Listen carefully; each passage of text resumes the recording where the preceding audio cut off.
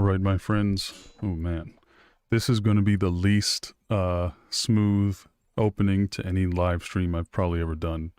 Give me a second.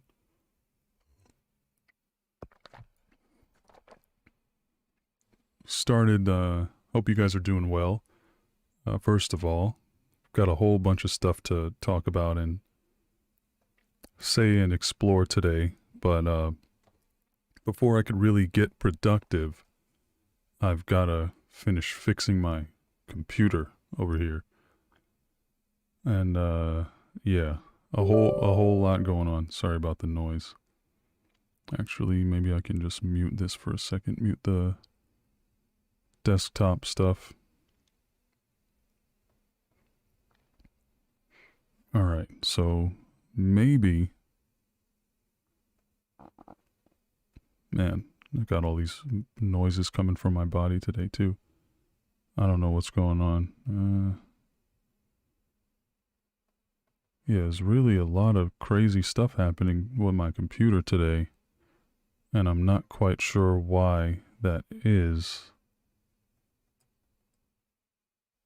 You'll have to excuse me just for a few minutes. I mean, at some point, I'm just going to have to move on and go without all the cool ambient music and stuff like that that I normally have. Well, let me see. At least I can do that. Let's see here.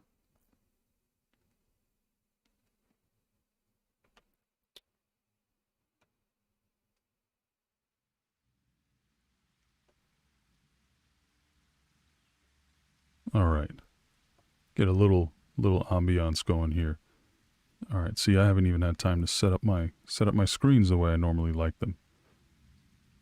My equipment's all on the fritz. My computer didn't want to recognize my microphone, which is a big no-no. And now it's just got this janky setup that I'm trying to figure out. So at least we can get these things recorded so I have content to upload for the next 4 weeks. So let me see what we got here. Dakota Tarico, a member, one of my earlier members. Thank you very much. Jessica Bullock, Brett, Nikki, Sleepy, Lynn, Disciple, Clicked Weasel, Creepy Clown Girl, and LOA Blue. Hello there, my friends. Good to see you. So I promise you I've got a bunch of stories, 4 stories today at least.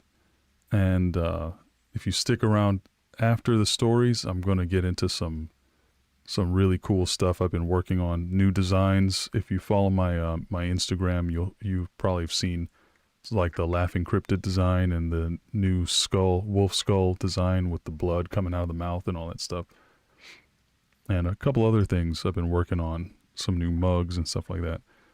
Pretty soon there's going to be some really cool stuff coming out, and I'm going to be pushing the merch again. I haven't really talked about merch for a couple of years now. Skeets, hello there, my friend, another wonderful member. Eric, what's up? Nice to see you all. All right, so just give me a second. I got to pull up all my story options for today. So today's what, the 7th?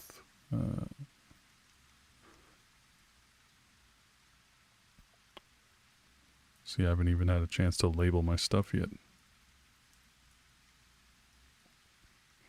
All right. Got some really interesting stories today. Antonio, what's up, my friend? Good to see you. All right, so got 4 stories. Number 1, a monster ruined my car. Number 2, a hospital ghost story from Reddit. Number 3, another story from Reddit about, well, actually 2 stories in one, sort of. I may or may not play an audio recording I got from a guest speaker that I'm going to have in the final video. I'm not sure if I'm going to share that with you guys now or if I'm going to keep it for later. I might just add it as a bonus for later. So it's one good incentive for you to go check that out. And then the last story I'm going to do today is super intense. It's cryptid based, and it's got some pretty intense imagery going on there. I won't tell you what that one's called. But so basically I got 2 cryptids, 2 ghost stories, or one that's a ghost slash shadow person type of deal. Man, you guys can't see this, but I've got like a cable running from across the room over through here up to my microphone, which is normally all nice and tucked in and all everything like that. Nothing was working when I first came in here to get ready to record today and to do the stream. Steve Simmons, hello there, my friend. Love you too. All right, so I'm going to open these up. I don't like to dawdle too much these days before I get into the stories. Because, we all got work to do. We got stuff to do, places to be, and people to see. It's a Saturday night. How's everybody doing, by the way? Let me know how you're doing in the chat while I set up these lovely stories.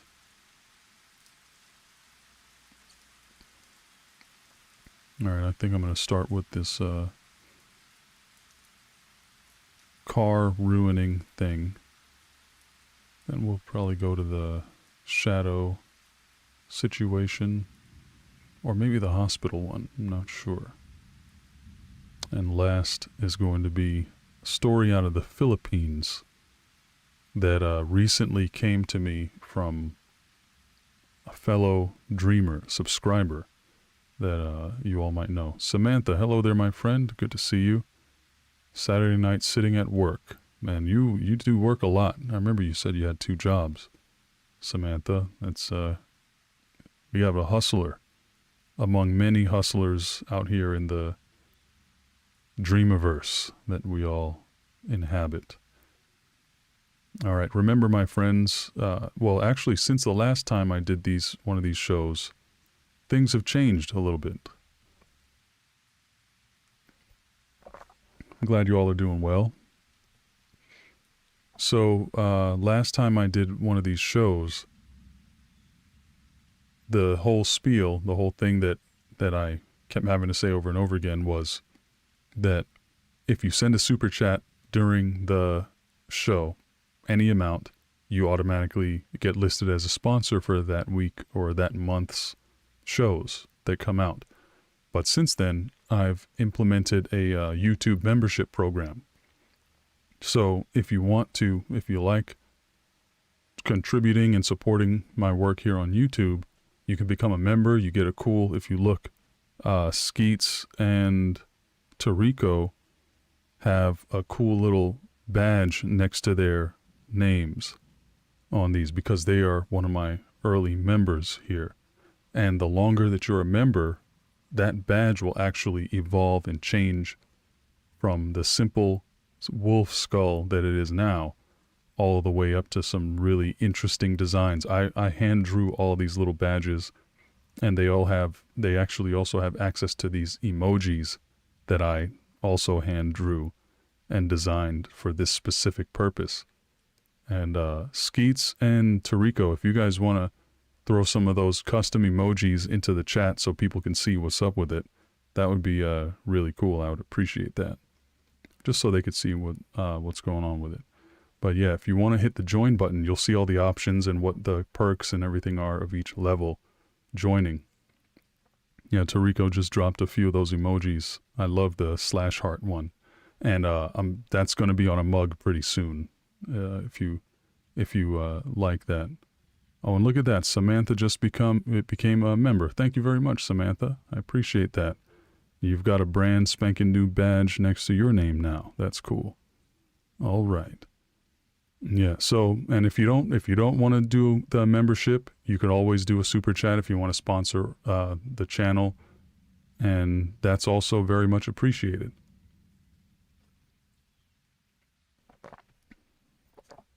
Okay, so let me at least make sure.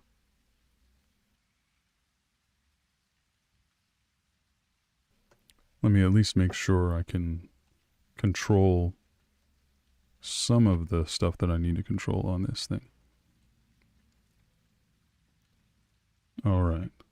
So yeah, as I get more members, I'm gonna be able to sort of slow down on the constantly having to say, "Hey, do the super chats for sponsorship" and stuff like that.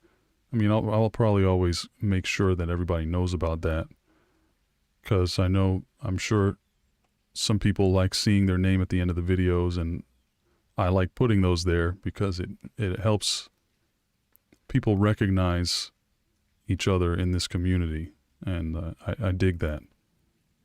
So, just got some more options for you now. And at the end of this show tonight, before I get out of here, I'm going to be talking about the new merch designs that I got in the works. And I know you all are going to love those, because some of them were specifically requested by you. All right. Okay, so let's just get ready to do this. Oh my goodness, Samantha. Thank you so much for your super chat. You always come through with a super chat or two, and that's always appreciated, my friend. Amazing. All right. So let's see. What do we got here? I'm gonna add Samantha once again, as always, to the list of super chat sponsors. First one of the night. Thank you very much, my friend.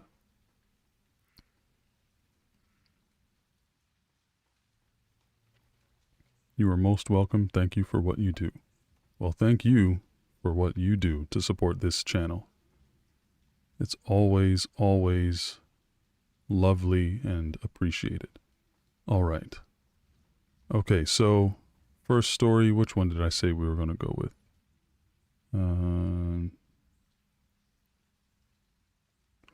All right. Start with Monster Ruined My Car. A lot of mouth noises today. I'm not really digging that, but we're going to keep it going anyway.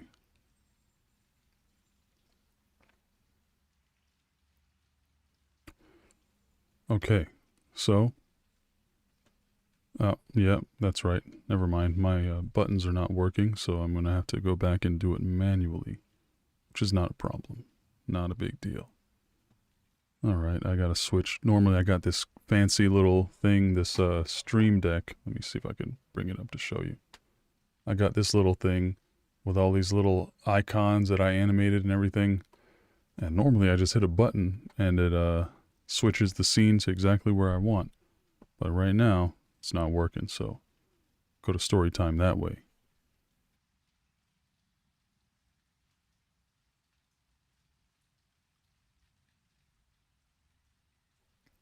Yeah, that should be one of our catchphrases for these live streams. Damn, Samantha, because Samantha's always dropping the super chats. Lori Long, hello there, my friend. And actually, I believe you were already a member, and you just, I think, upgraded. So thank you very much, Lori. You're another repeat offender with the donations and stuff like that. All right, so without further ado, let's get into this, because I could thank and praise you all pretty much all day long if I really felt like it. And I do, but that's for another time.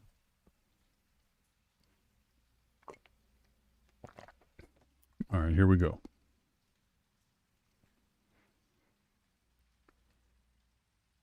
Hellhounds. Hellhounds.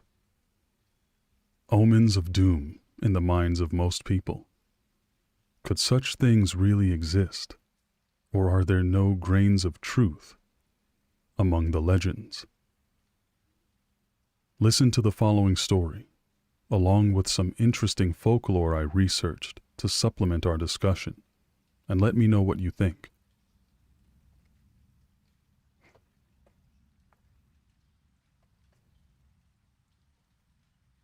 Oh snap, Slumber showed up. What is up, my friend? One of my favorite tweeters out there. Just had to give a shout out real quick. Also, thank you, Jennifer, for becoming a seeker. Awesome.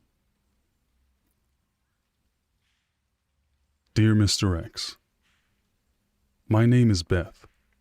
I was recently watching a video you made about a woman who grew up in Nevada. The one with the woman in the yellow dress.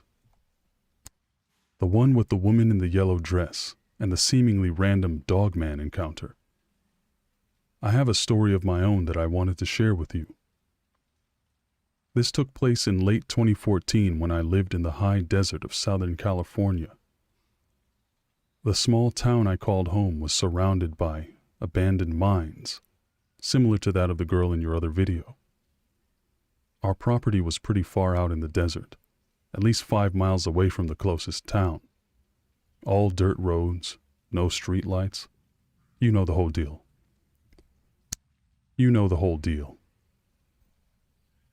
My house was protected by my 3 guard dogs. One sweltering afternoon, my neighbors, Donna and Chad, came to my door with some strange questions. First, they asked if our dogs had been let out the night before. I had to be honest, so I told them that the dogs were indeed outside as usual. Knowing that my dogs were obviously good dogs and would never cause any trouble, my neighbors asked another question. They wanted to know if my car had any bite marks on it. I told them my car was fine the last time I saw it, that there was no damage as far as I had seen. Chad complained that there were large tooth marks around the wheel wells on his truck, and wanted to know if it could have possibly been one of my dogs. The question sounded a bit weird at the outset, but I figured I'd look into it anyway. I followed them outside into their driveway. Chad showed me the front of his truck, and I was dumbfounded that he could even imagine that my dogs being responsible. And I was dumbfounded that he could ever imagine my dogs being responsible for what we were looking at. In fact, I wasn't entirely sure any domesticated dog could be large enough and powerful enough to do that much damage. I bent down to take a closer look at the truck. Chad began to get restless, more insistent that I come up with an explanation of some kind. I looked back at him, trying my best not to let him see how much of an idiot I thought he was. These weren't scratches or light dents you would expect from a dog biting a car. They were full-on, penetrating holes, gouged into the metal chassis. Just to make sure, I checked my dogs' mouths and teeth for breakage or cuts in their gums. Anything to suggest they may have bitten something hard like the wheel well of a truck. They were all fine. We never found out what exactly did cause the damage to Chad's car. We did have the occasional sighting of cougars or bears coming down from the mountains when prey was scarce, but I couldn't imagine why one would go berserk on a car like this. A year or so later, I was watching a show on TV that mentioned sightings of hellhounds in Palm Springs, about 20 miles away from where I lived. The time frame where the sightings allegedly occurred was around the same time my neighbor's car was attacked. There was a man being interviewed on the show who also mentioned finding huge bite marks in his car. It all just made me wonder if there was some connection between the abandoned mines and these possibly canine cryptids mentioned on the news. I also wonder if things would have been different for me if my dogs weren't out on patrol that night. Thanks for your time, Mr. X. Sincerely, Beth.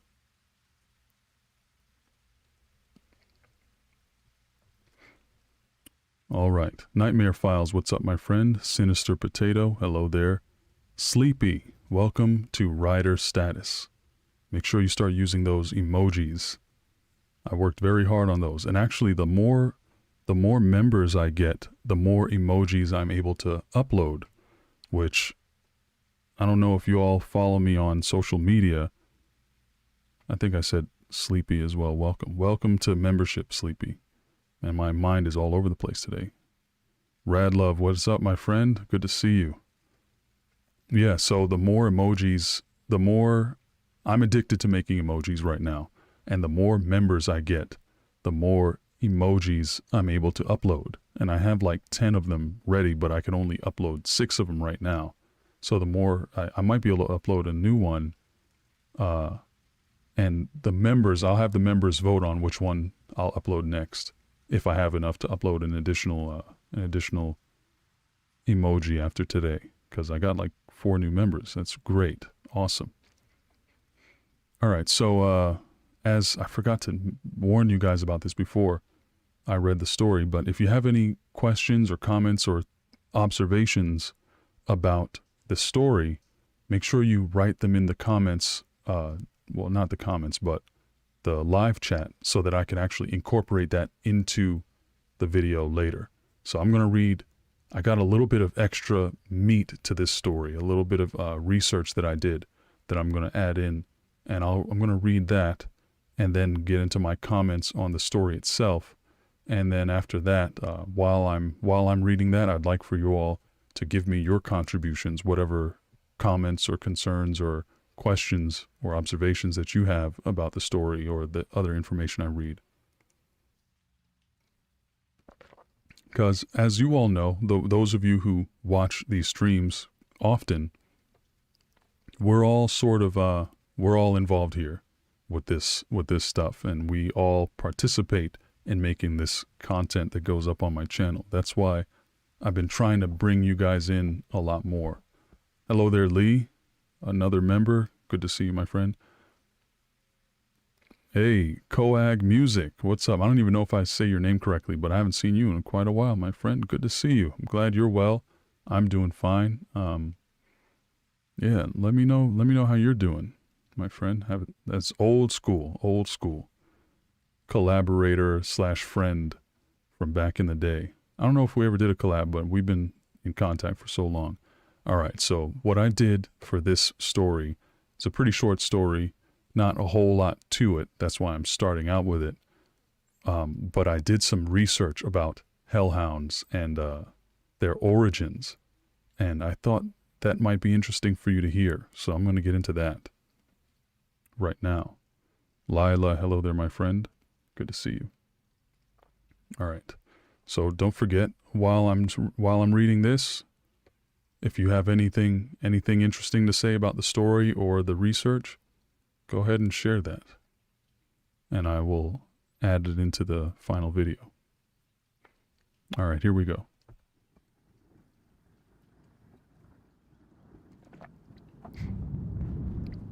I'm gonna let that lightning pass real quick.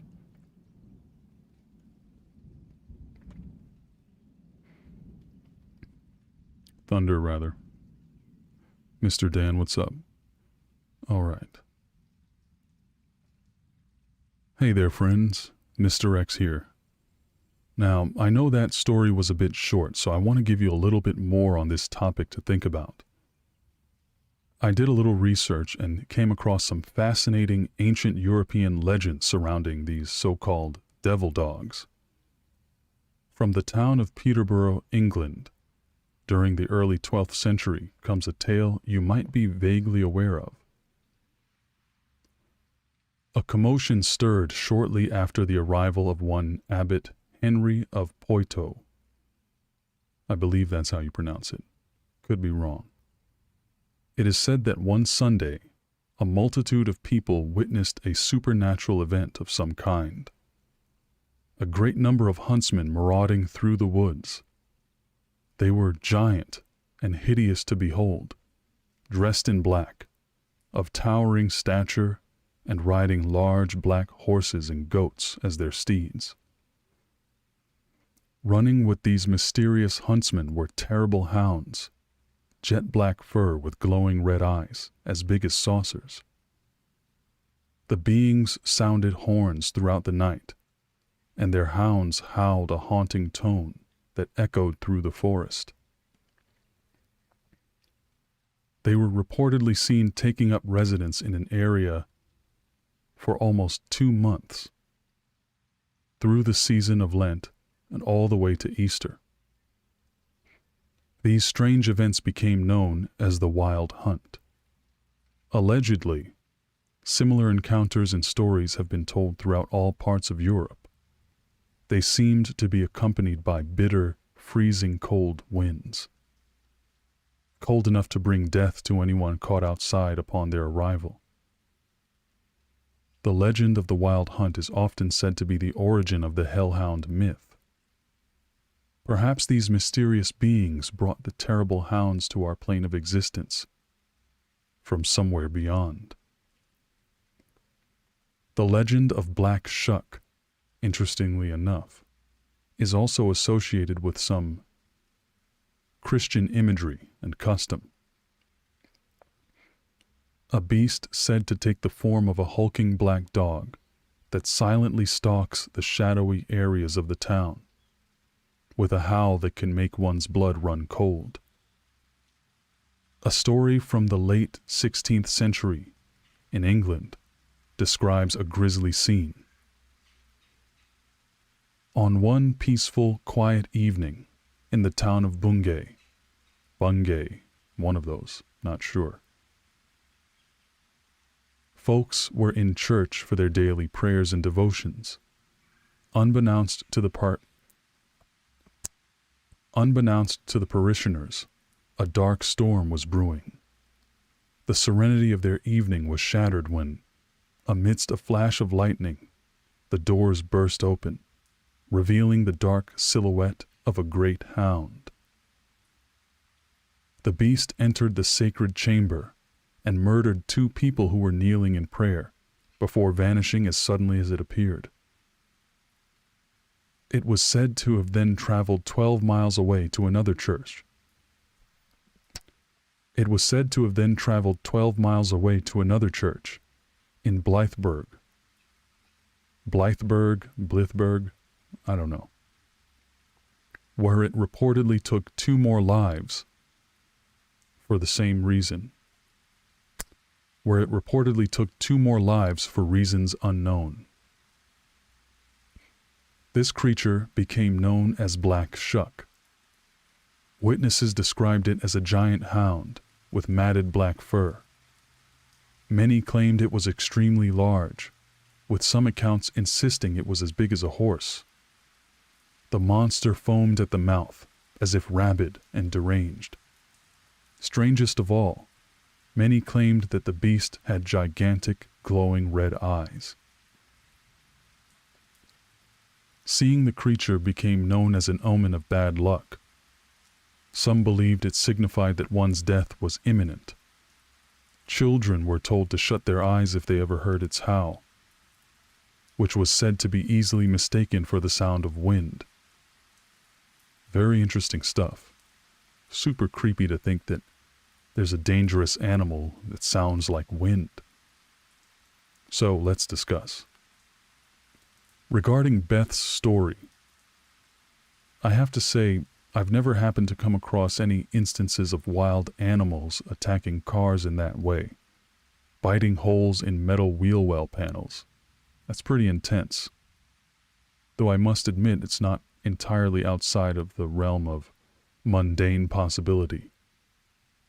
Beth drew an interesting connection between the appearance of these possible cryptids and the abandoned mines in the area. I want you to imagine for a moment. Might the workers have uncovered something strange that resulted in them having to shut down their mining operations in the town? What if they lost someone to a mysterious creature lurking deep underground? Obviously, this is all wild speculation, but you know how I like to have my fun here with these stories. Concerning the ancient legends of hellhounds out of England, I found it interesting that there was this supposedly dark and evil creature that was able to enter churches and prey on some of the most pious members of society really makes one wonder why that would be possible.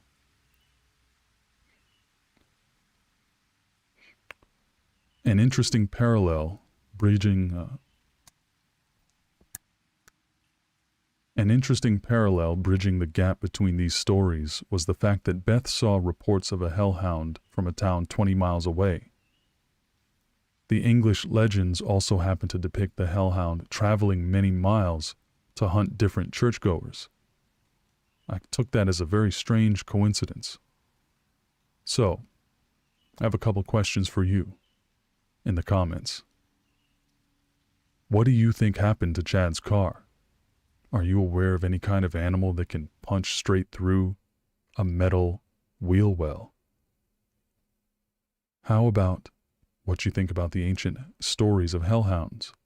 Was it really just folklore meant to keep people safe and out of the cold? Or was there some disturbing truth behind the legend? Let me know what you think in the comments down below. So now's the time where now's the time where I will open up the floor to the dreamers for them to weigh in. Those listening live, that is. Remember, if you want a chance at your question or comment showing up in a future video, turn on notifications so you catch the live reading and discussion. All right, so here we go. Let's see what we got. Okay, missed some stuff. Let's see. Cindy, thank you so much, my friend. Another wonderful contribution to support the channel. You are awesome. I'm just adding your name to the weekly list of supporters. And you're already a member, obviously. Otherwise, you wouldn't be able to use those sick emojis.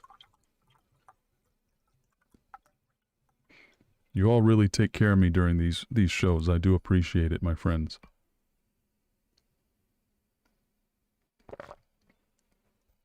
Yeah, Tarico. Yeah, that's. I wonder what type of dog breeds Beth has there. All right. So what I'm going to do is look back and see if anybody had any, if you all still have time to add any comments or observations. Sunny Gabe, Rawati. Let's see who else came in while I was reading. Sergeant Mo. Hello there, my friends. Good to see you all. Very awesome. Yeah, I'm glad you all are liking the emojis. Okay, Brett said used to see a Rottweiler-sized shadow hound walk back and forth. Okay, I'm going to add that. Definitely. Brett always comes through with the dope commentary, Brett. I appreciate you as always for that. Existence of desirable. Let's see here. Sunny Gabe. Interesting comment there. I'll add that.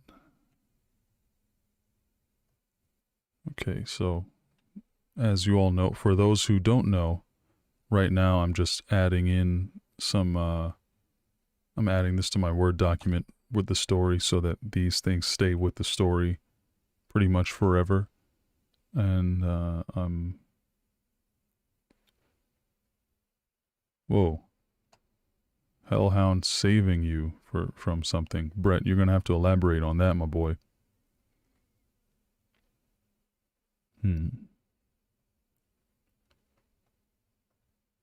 Yeah, the Wild Hunt, I believe those very characters that were described in those ancient folklore are the same exact characters from the Witcher series. I think The Witcher 3 is literally called Wild Hunt. Never made it all the way through that. Man, I missed a bunch of stuff over here.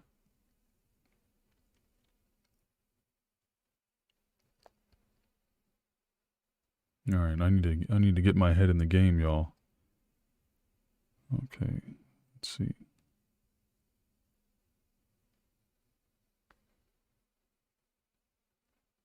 Panthera, hey, Dark Waters is in the house. What's up, my friend? Good to see you.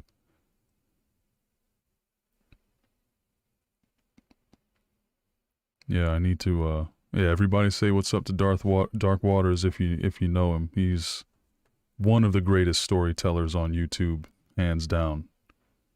I heard a fascinating story he put up here on about a dog man with some people that had an agreement with the dog man, unspoken agreement between a couple that lived out in the woods and a dog man that was frequenting their property.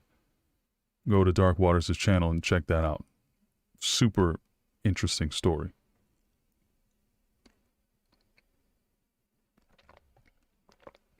Man, I love seeing these custom emojis, man. I love them. Okay.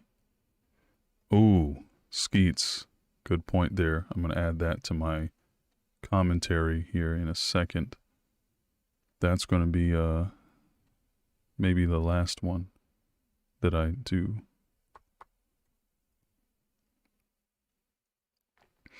Where do you guys start seeing the what do you call it? The badges as they evolve. Hello there, Susan. Good to see you. Okay. So I got, wait, 1, 2, 3, 4 comments. I might add another 1 or 2. Okay, so, oh, Brett, you're saying you had dreams of shadow hellhounds. Okay.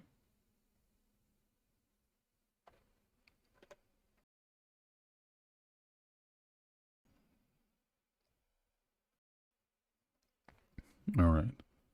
I promise I'm going to get back into the swing of things here. That was a hellhound from my understanding after the live stream. Okay, here we go. Yeah, if you guys hang out after the stories are done, you'll see some you're going to see some really cool previews. I'm going to show some previews of the merch that I got coming out soon.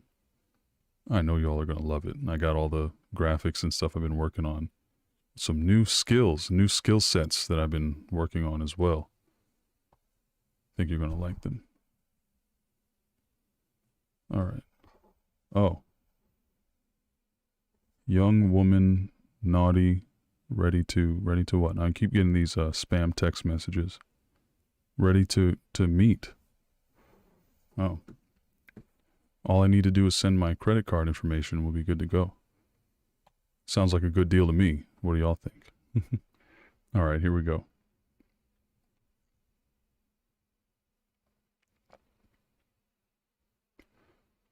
All right, so Tariko says, it's interesting to think how many canines are den animals, which could be the possible connection to the caves. Very interesting. Imagine the idea of a borderline, or possibly, for lack of a better term, demonic entity, an ancient, pretty much borderline evil and horrifying creature, a hellhound, a hulking black dog, almost the size of a horse, taking up residence in the mine that you work at. Imagine that moving in. I could see why they would abandon it in that case.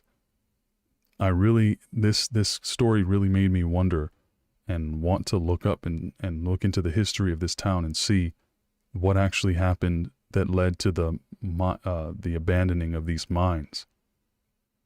Just a little interesting tidbit there, a part of the story.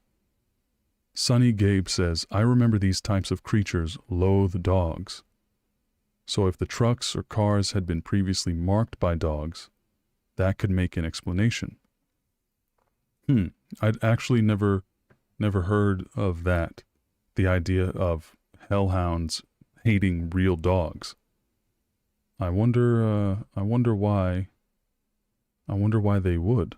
Maybe they were dogs in another life, or maybe they were supposed to be dogs, but they drew the short straw and ended up being given the role of hellhounds. I don't know. Interesting.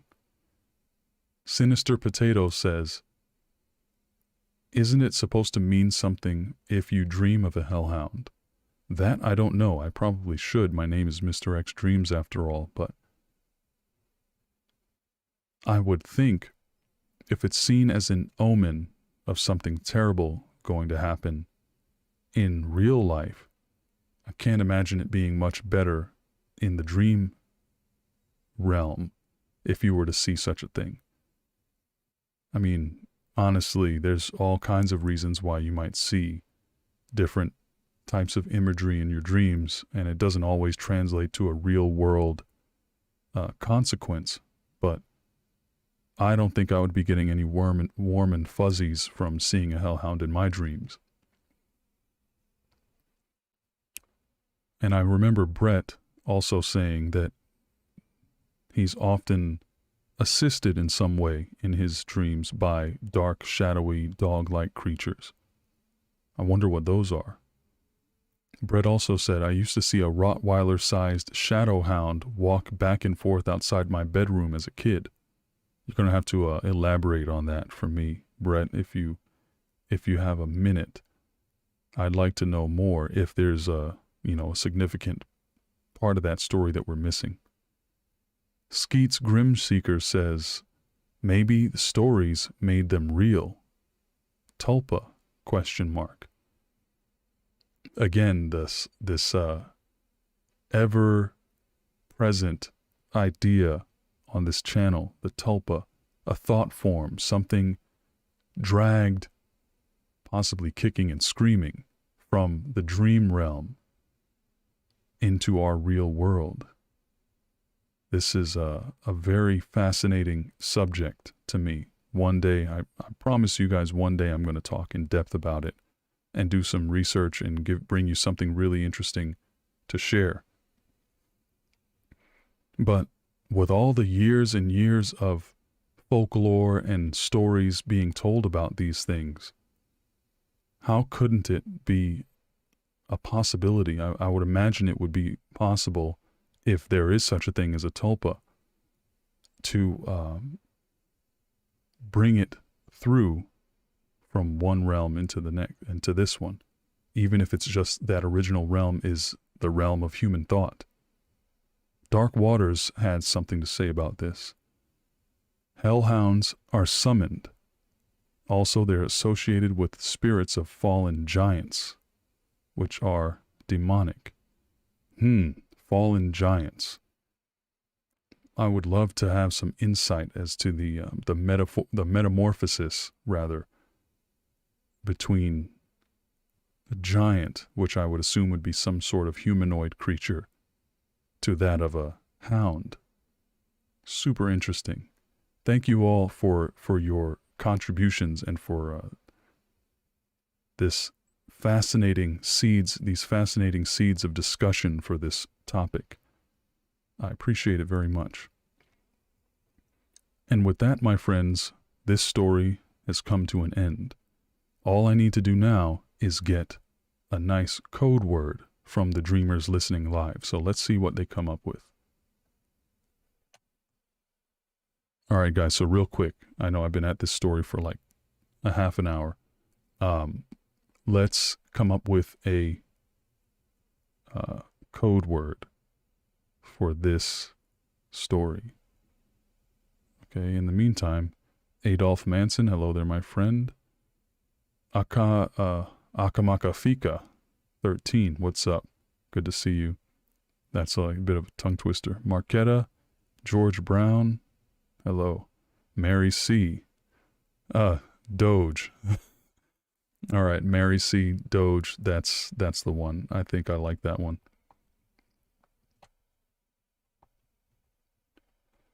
Yeah, I don't know, something about that. I just really love it. So Mary C. came up with the brilliant code word Doge, because after all, we're talking about some sort of mysterious canines here in this story.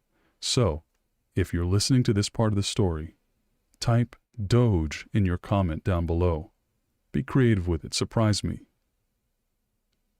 And that way I'll see who the real dreamers are. Take care, my friends. Later. All right. That's one recording done. Angela Radlove, thank you so much for becoming a sponsor of this story session today. I saw that a minute ago, but it scrolled past and I missed it. Thank you so much, my friend. I appreciate you. A hell Shiba Inu would be that would be a sight to behold. I actually would like to see that. I'm not gonna lie. All right.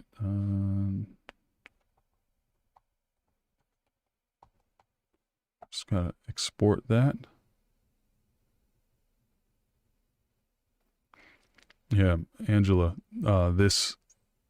I hope you have some time to hang out for a while, because these stories are gonna get better and better. Trust me. That one was like, I liked it. It was interesting, and it was more research and all that stuff. But the other ones, they get better and better for tonight. Trust me.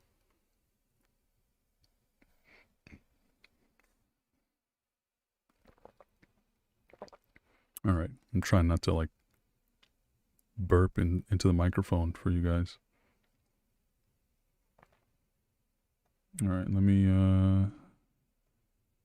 make sure that this thing exported properly. There were large tooth marks. Okay. Got those. Yeah, what that Doge smell like? That's what I want to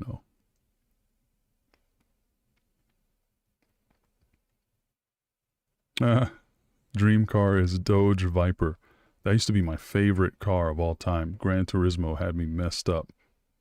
And then one day, here's a little quick short story. One day I went to, back in the day with PlayStation 1, I was always playing like Gran Turismo 1 and 2. That was like one of the few games my dad would play, and he would play it with me.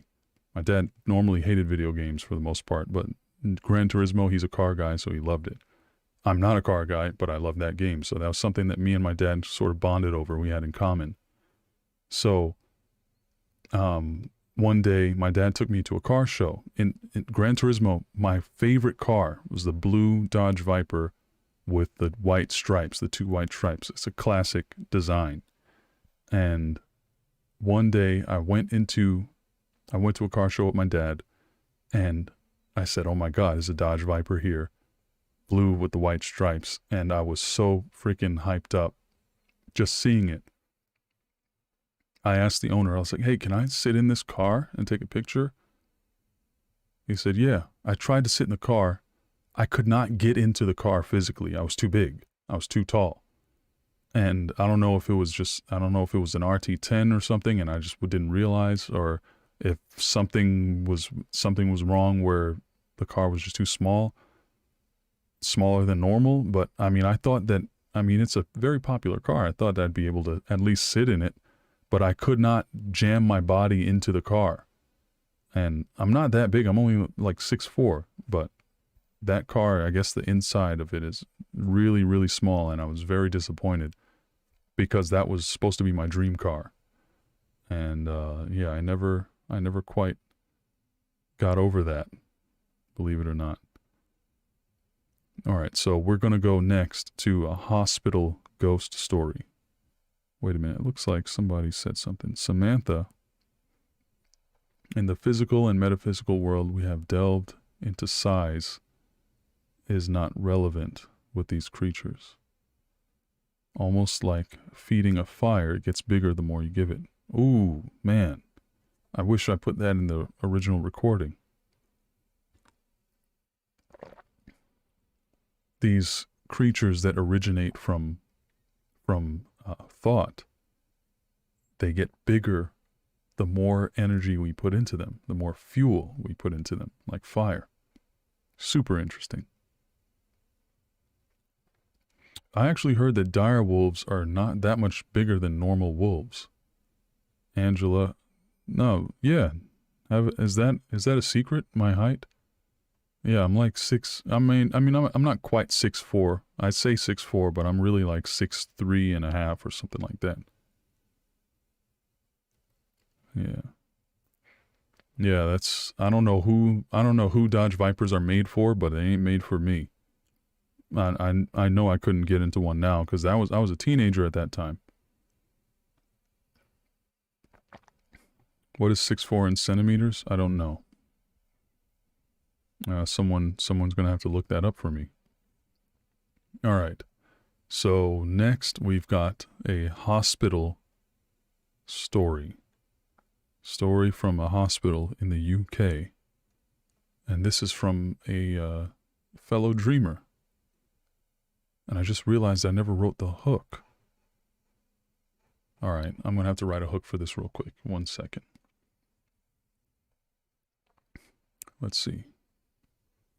All right, I don't want to spoil the story for you all. But let me see. Where do we go when we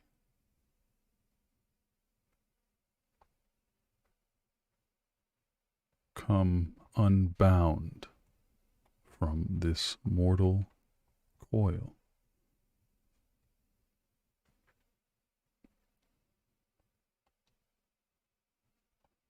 Do we depart to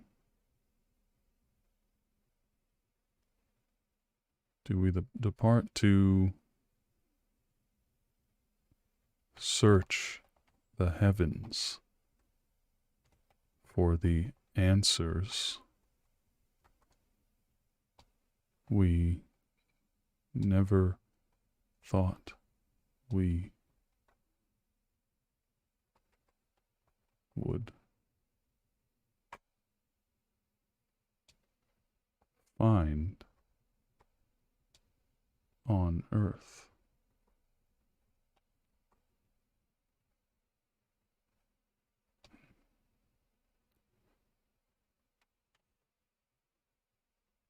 Or do we stay firmly planted among the vestiges of our former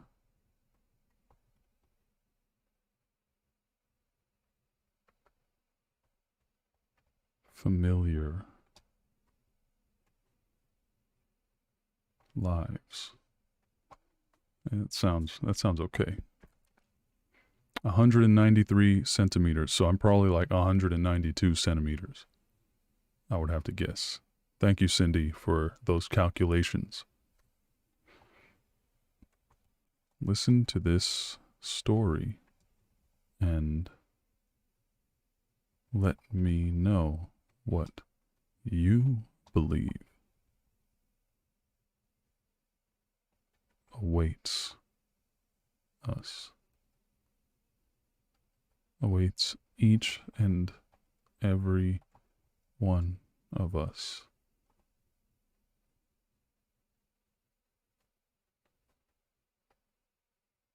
when our time comes to an end. I hope you all don't mind me looking at the keyboard while I type, because I've never been a huge, amazing typist or anything. Still got to look at the keyboard once in a while.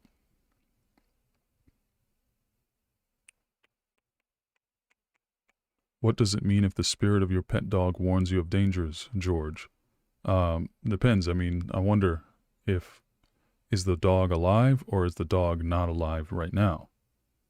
That would be something I would probably want to know if I'm going to discuss that. And obviously, I'm not the expert and I don't know, but definitely interesting thing to talk about. All right. Yeah. So remember, as I'm reading this, I want you all to think about any questions or interesting comments or anything like that that might come up. If anything comes up that you want to add to contribute to the final video, type it in the comments in the live chat, and I will put that into the final video. I'll add that to the discussion at the end. All right, so here we go. I'm going to start this one. Story 2 of 4. And it only took me 1 hour to get to story 2. That's not a good sign. I'm gonna have to step it up a little bit here. All right, here we go.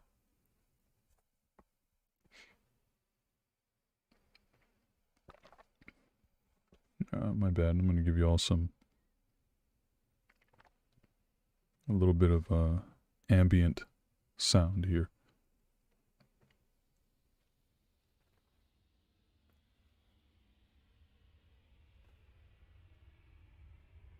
Where do we go when we come unbound from this mortal coil? Do we depart to search the heavens for the answers we never thought we would find here on earth? Or do we stay firmly planted among the vestiges of our former, familiar lives? Listen to this story and let me know what you believe awaits each and every one of us when our time comes to an end. Dear Mr. X, my name is Asim. I have some true paranormal stories for your channel if you're interested. I work as an anesthesiologist in the UK. My colleagues and I are routinely assigned to the cardiac arrest code teams in the hospital I work for. Before I go on, I'll have to explain the layout of this hospital because it's pretty non-standard. The main wing I usually work at is a relatively new building. However, it's attached to a much, much older hospital. That wing was constructed almost 150 years ago. The signs on the walls say it was built on the site of some sort of military fort, once used by the Roman army. The two buildings, the old hospital and the new, are connected by a long, flimsy link bridge on the 4th floor. There are only a few wards open in the old wing, but we do have to go there quite often. When a cardiac arrest call shows up on my pager, and it so happens that I'm in the newer building, I usually need to drop whatever I'm doing and head there ASAP. That means hightailing it across a pretty long distance. That bridge. That means hightailing it a pretty long distance across the bridge. Now, I've come across some strange occurrences as a doctor working nights in this hospital, but the one I'm about to share with you shook me to my core. To be honest, it's made me question everything I thought I knew.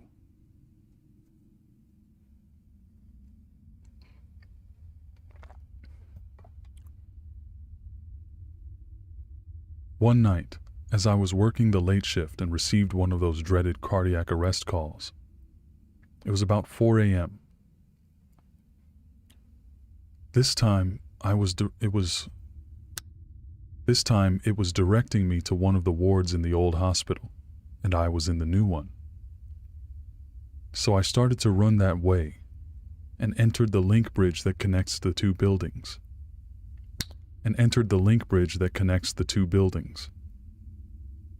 I didn't mention this before, but the bridge is a bit like those walkways that you use whenever you enter or exit an airplane at the airport. It's long and narrow, lending to a sense of mild claustrophobia. It feels a bit flimsy as well, almost unsafe at first. Almost unsafe when you first start using it. Making matters worse, it's about 50 meters off the ground. For some reason, they installed motion-activated lights along the bridge inside, making it seem more like a tunnel when you're walking through its over 150-meter length. At that late hour, around 4 a.m., it's nearly pitch black, a few meters ahead of you as you're making your way through the bridge. Believe it or not, you do kind of get used to it, but I'd be lying if I said I wasn't a little bit creepy. Hold on.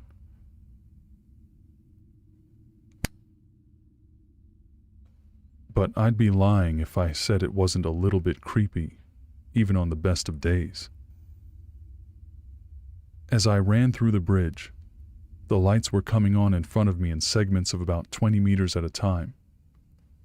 About halfway through, I nearly crapped my pants when a figure appeared under the lights that shut on ahead of me. I slowed down a bit to make sure I wouldn't plow right through him. It was a man. He looked like a patient with a gown and no shoes on. He appeared to be heading towards me, in the direction of the new hospital.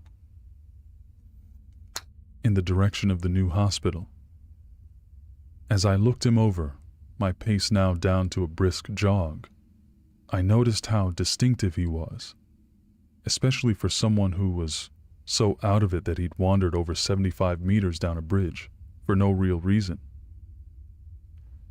He sort of reminded me of Albert Einstein.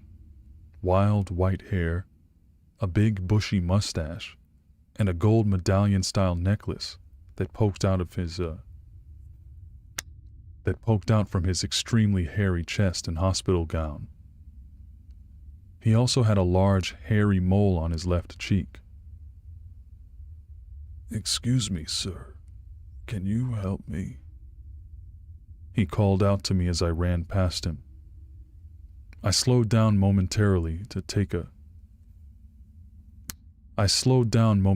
so I could answer him. "Yes, but I've got to be quick as I'm on my way to an emergency." "I was just wondering if you could tell me where the morgue is." As I wasn't 100% sure where the mortuary was in the new hospital, I said, "You'll have to ask somebody at the reception desk on the other side of the bridge. They'll be able to direct you. Sorry, I've got to go." I carried on running without looking back. For a second, it briefly crossed my mind as to why a patient would be looking for the mortuary at this ridiculous hour. I didn't give it too much further thought, as I made my way to the ward where the cardiac arrest call had come from. When I arrived onto the ward, the nurses were directing me toward a particular bed space. They had already started performing CPR. When I got to the bed, my jaw dropped. Horror and disbelief suddenly clouded my thoughts. As you might have expected by now, the patient in cardiac arrest was the same man I crossed paths with on the link bridge. The same wild hair, bushy mustache, same mold on his left cheek. Not a look-alike, the exact same guy, down to the pink IV tube in his left hand. Anesthesiologists notice things like that. We administered CPR for 25 minutes, but we couldn't get him back. I believe I crossed paths with his spirit on the link bridge, and for some reason, it was looking for the mortuary. It still gives me the creeps whenever I have to cross it, especially at night. I have had some other milder paranormal encounters in the old hospital as well. I'll share those with you quickly.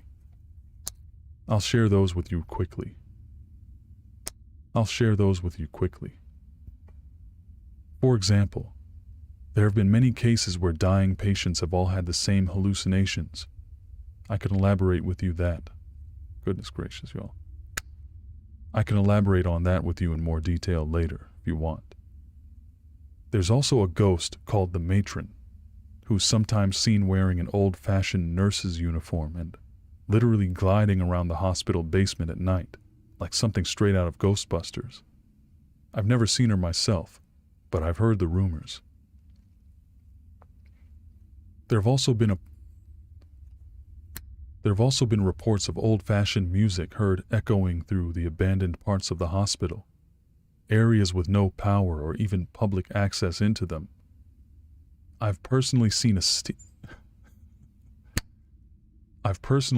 teaspoon stirring around an empty mug all by itself. In those same abandoned areas, old machines have been known to turn on randomly despite not being plugged in. They even display vital signs of non-existent patients, vital signs that need electrical activity from living bodies to even show up on a monitor. I've personally had sudden attacks of strange banging in the cardiac surgery operating rooms. And I mean loud, jarring, scare the crap out of me kinds of noises, banging on the door. This would happen late at night when nobody else was around. I know many patients have died on those operating tables. Those are all pretty disturbing in my opinion, but nothing I've seen has been as visceral and as impactful. Nothing I've seen has been as visceral and impactful as the mustache man. That particular moment has been thoroughly burned into my memory. Thanks for listening, Mr. X. Sincerely, Asim.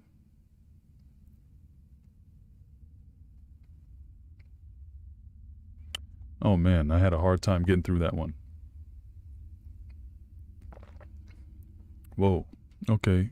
Kristen, hello there, my friend. Good to see you. Finally made it to a stream, huh? Nice. Rooster Cogburn, hello there. Wait a minute. Is there a problem with the stream right now? No, it looks like my connection is pretty good. All right. Hello there. Terry Walker, hello there. You like the videos? I'm glad you like them, my friend. Yeah, what I was just doing was the second story. That's where it was. Joshua, what's up, my friend? Hello there. Ambar, hello. Good to see you. All right, so I'm going to get into some brief comments about this story, and I want you all to add your input while I'm doing that so that I'll have a little bit more to discuss.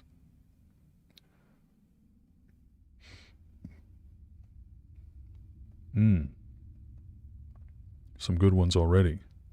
I'm gonna copy those down now while I have the chance.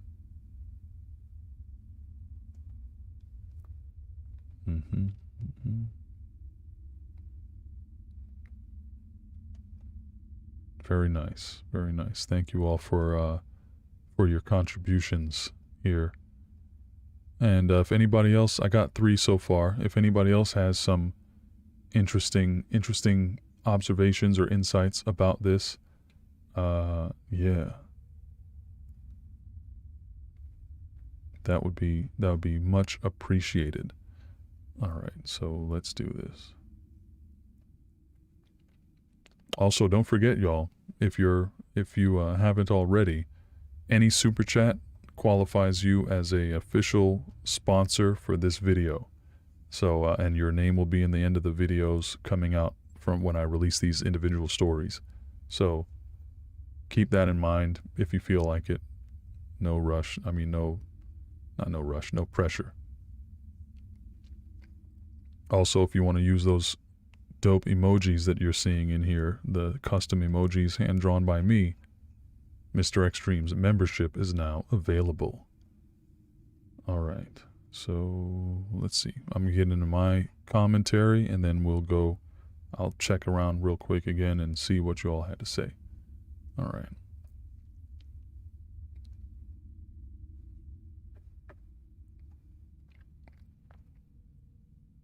All right, my friends, I'll get into my thoughts, and then we will check out what the dreamers listening to the live show have to say. I thought it was strange that this individual would be looking for the morgue after he's died. It's almost like he knows he's dead, and he knows that when you die, you go to the morgue. But it's your body that goes to the morgue. Very interesting that that would be the first thing on his mind when he's not even completely aware of what's happened. I would imagine that some people would have better things to do with their astral form. I wonder if maybe the fact that he still had the same exact image of his living form, complete with IV tubes and all that, all these useless items to a spirit entity, maybe that means that this man was still deeply attached to the rules and regulations of life. I could imagine being inside his head for a moment, thinking, okay, I'm dead. Now, when you die, you go to the morgue. When you die, you go to the morgue. Gotta find the morgue. Gotta find the morgue. Repeating in his head almost like a mantra. I once heard an old Jewish proverb that spoke about different ways people can die. Well, and really not in the way you might think. It was something to the effect of this. When one dies with a deep attachment to the world, their soul's exit is like trying to remove a ball of wool from a thicket of thorns. As you would imagine, that would be very difficult and painful, and you would be trying to rip that wool out from the thorns, but there would be clumps and pieces of wool stuck in the bush still. And that's not really the most effective or pleasant way to deal with that. Now, when someone dies and they're at peace, they're ready to move on. Their transition is like removing an eyelash from a saucer of milk. If you can picture that, it's just, you just gently coax the eyelash over to the side of the bowl, and then you use a finger to gently pick it up and slide it out. And then it's done, it's gone. And the milk is perfectly still there by itself, not mixed with any craziness. It's not turbulent. You leave it peacefully, and the hair itself, the eyelash, is also pretty clean of milk and able to just go on and be an eyelash by itself and do whatever eyelashes do in the wild. It's a really weird saying now that I think about it, and I know that that's not exactly how the proverb goes, but that was sort of the message it left me with. In any case, there are different ways, different modes of transportation on your way out from this life. And whether there's something afterwards or not, some people, I'm thinking about my mother right now, some people leave in peace and contentment and without fighting, and some people leave with resentment and fear. And though I would like to be, I personally would like to be the former, someone who goes peacefully and calmly into that good night, as they say. I'd like to hope that I don't end up raging against it. Just doesn't seem like a good thing to do, in my opinion. So, I don't necessarily know that I believe in the concept of individual souls, But I do wonder if perhaps the imprint we leave behind on the collective consciousness of humans may take on the remnants of our living will. Perhaps even for many years down the road, like in some cases where you see after images or apparitions or dreams or even waking world sounds and sights of things that happened in lives past. This is one of the most fascinating things to ponder, in my opinion, because it's real and it affects us all, and we all are going to learn at some point which way the pendulum swings in that regard. So I'm looking forward to hearing what you dreamers have to say on the subject. You know I love these discussions. So, my friend, what do you think about the story? What do you think could cause someone to stay behind with their exact image immediately after death? Why do you think the ghost was looking for the morgue? And how would you have reacted if you were in the shoes of Dr. Asim that day in this story? Let me know what you think about it in the comments down below. And now it's time for the dreamers listening live to weigh in. Remember, if you want a chance at your question or comment showing up in a future video, or the chance to sponsor a video with a super chat, turn on notifications so you can catch the live reading and discussion. All right, got a bunch of comments on this one. Very nice, my friends. Let's see what we got here.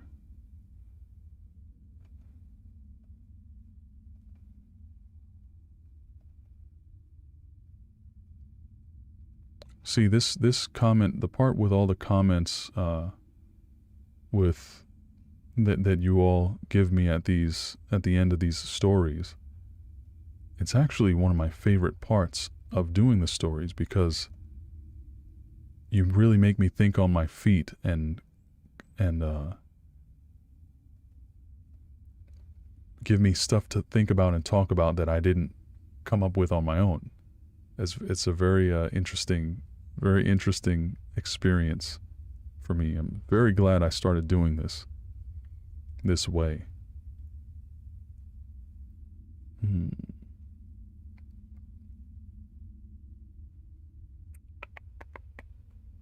Oh, Angela, you're asking how to become a member.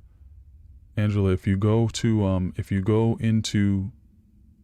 on your phone, you can go to the bottom, right next to the subscribe button on any video.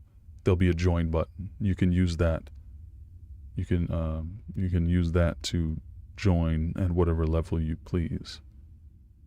Okay, Antonio got a good comment there. Residual self-image, or RSI. Very interesting idea there. All right.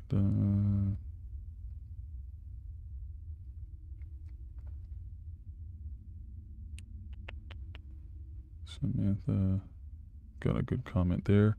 Terry Walker, thank you very much, my friend, for becoming a sponsor of this video series. I'm going to throw your name on the sponsor list.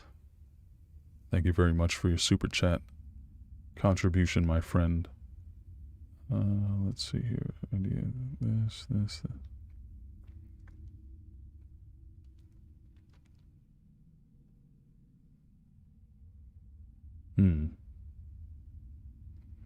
Ooh, Ambar. Very interesting comment right there. I'm going to add, I might make that one the last one. Ryuk. What's up, my friend? Thank you so much. Yo, Mr. X. Hope you're well, my man. I am well, Ryuk, and thank you very much for your super chat and for becoming a sponsor of today's video. Okay, Sleepy. It's got a comment as well. And it seems like this one was really stimulating to you all because I got a lot more comments than usual, and I certainly appreciate that. It's always welcome.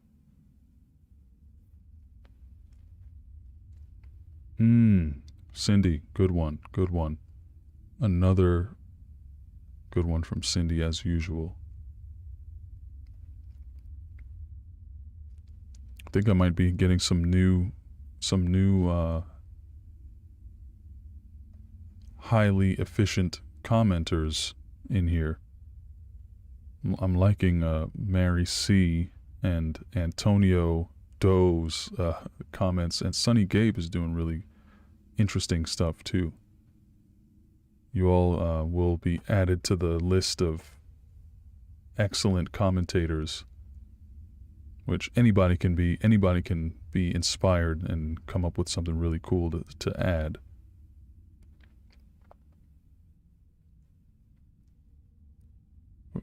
Wow, how does anyone mispronounce Ryuk? I mean, it's pretty cut and dry to me. Seems that way anyway. All right, gonna get back into this thing. Yeah, I have a knack for correctly pronouncing names. In a former life, I was a linguist, and I've always been pretty good with languages. Hello there, Derek. Good to see you, my friend. Yeah, this stream will be up on the channel afterwards as a part of the normal live stream playlist, but I always upload the individual stories with the sound effects and the music and all that stuff later. So there's that. All right. I think I got enough comments now. Let's see. So, Sunny Gabe says, my feeling tells me it was the patient's shadow. A shadow person detaches itself when such a departure happens. That's an interesting idea. If it was a shadow, I would imagine it would be pretty much an exact copy of the person whose shadow it is. But to me, it doesn't really explain. A shadow seems more of a passive phenomenon than something that would be able to walk around and consciously look for something, look for the location where it belongs or what it's supposed to be doing. Interesting idea, though. Sleepy says, maybe he was wanting to get to the spiritual world and was just trying to get it going faster. Die, morgue, you pass loved ones, meet you at the gate, and so on. Another interesting idea. Maybe he just really did think that that's how you do it. That's where you're supposed to go, and then the next thing, and then the next thing. I'm sure he was wondering where the long tunnel was. Hey, whoa. Hang on a second. Think about it. When people die, a lot of people expect to see a long tunnel with a light at the end of it. So when he died, he found the bridge that goes back to the other hospital. That was his long tunnel. And what if the light at the end of that tunnel was the light from Asim walking from the other end where the lights come on automatically? Maybe he was just going towards there thinking he was going towards, the light at the end of the tunnel. That really led me down a little rabbit hole there, but I love it. Very, very interesting. Cindy S. said, I do hair and geriatrics counseling in nursing homes. I had a similar thing happen to me. It'll make your heart skip a beat to find out you've had a conversation with a dead guy. Man, I bet. You're going to have to elaborate on that for us, Cindy, if you haven't already and I just missed it in the comments there. please do hook it up and let us know what that conversation with the dead guy was like for you. Samantha said, we had automatic doors that would continually open at our hospital in the middle of the night, with no one there. We would see it in all kinds of other odd things on the security camera. I assume you mean like glitches and weird shapes and shadows and stuff like that. That's got to be pretty creepy. Mary C. says, that's sad he was ready to just head to the morgue at that point. He probably couldn't handle looking at people trying to save his body anymore. Damn. That's really a really sad thought. Yeah, the people were already doing CPR, and he was probably just watching that and said, you know what, forget this. I'm going towards the light at the end of the tunnel. The tunnel's right around the corner. I saw it on the way here.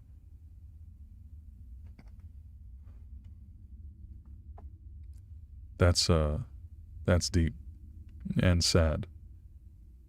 Thank you for making me sad, Mary C. I appreciate that.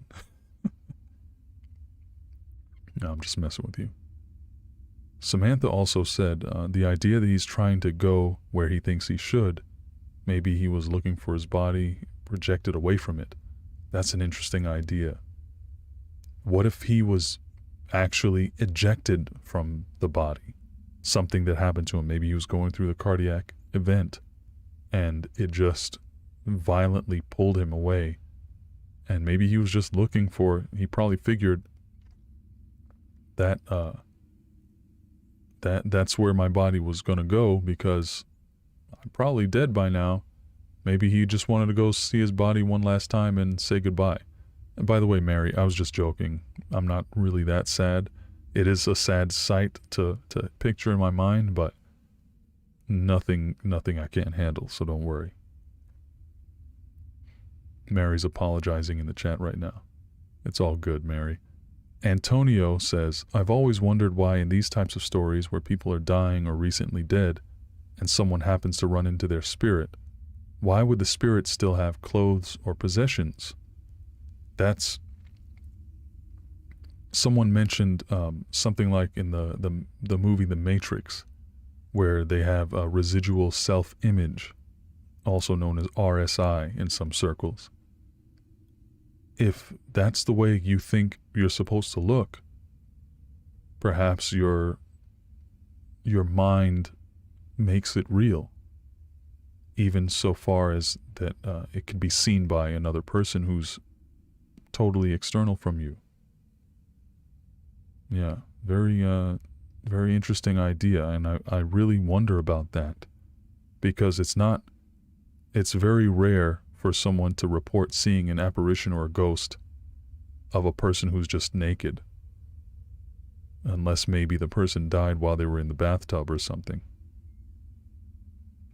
Yeah, now I'm thinking about Dr. Sleep and The Shining. Well, that was quite a ride, and I enjoyed every second of it. I hope you enjoyed the stories as well, and the commentary most of all. I'm going to bring this story to an end, but before I do, I'm going to look for a code word with the dreamers listening live. Let's see what they've got to say about that. See what we come up with. I'll be right back. All right, y'all. What's the code word for this one? There's so many cool ideas come to mind because there's so much to talk about with this story. I want to know, is anybody going to take the throne, the code word master, Brett? Is anybody going to take his throne tonight? Because Brett usually comes out with some pretty dope code words. I want something that's specific to this story, something that's something that gives a good peek into, something someone wouldn't have been able to just guess. I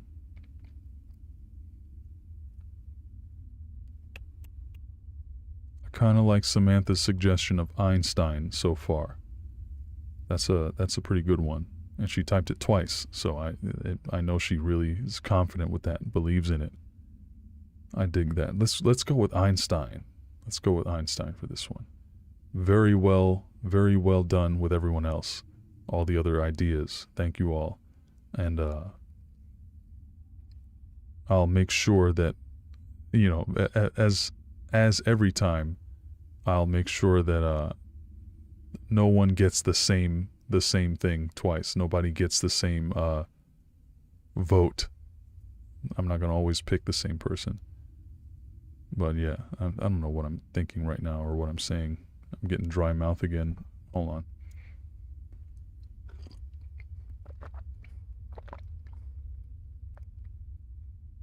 I just don't want you guys to think I'm showing favoritism by picking the same person's code word over and over again. But I didn't do that. So what am I even talking about? I don't know, guys. Just please be patient with me. Okay. All right. So, Dreamer and a new member, Samantha, chose Einstein. Fantastic code word for tonight. So listen, if you're still with me right now, type the word Einstein into your comment down below so I can see you. Take care, my friend. Later. Yeah, I know you guys aren't petty like that. I don't even know what I'm worried about. Okay, let's see. Hospital ghost. Gotta save that bad boy. Mary C., thank you very much for becoming a member, my friend. Glad to have you. Enjoy those sweet emojis. I'm definitely going to be able to do. I'm definitely going to be able to make some new emojis after tonight, because I got a bunch of new awesome new members. Zen 2011, thank you so much for becoming a super chat sponsor tonight, my friend. Running low on currency, still want to show my thanks. Hey, there's no obligation for anybody. Nobody's got to contribute to this. I just definitely appreciate whoever does. I hope you didn't put yourself out there too much, my friend, but I do appreciate you very much. Zen 2011. Didn't miss everything. You missed Jessica. You missed a pretty nice discussion here. You'll get there. You'll see the whole thing later on, though. It's all good. You cannot kill two birds with Einstein.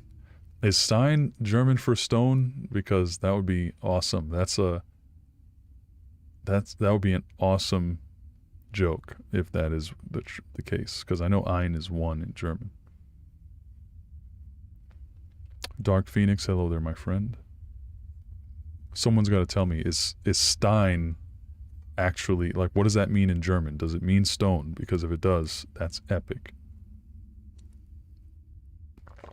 Cannot kill two birds with Einstein. That's awesome.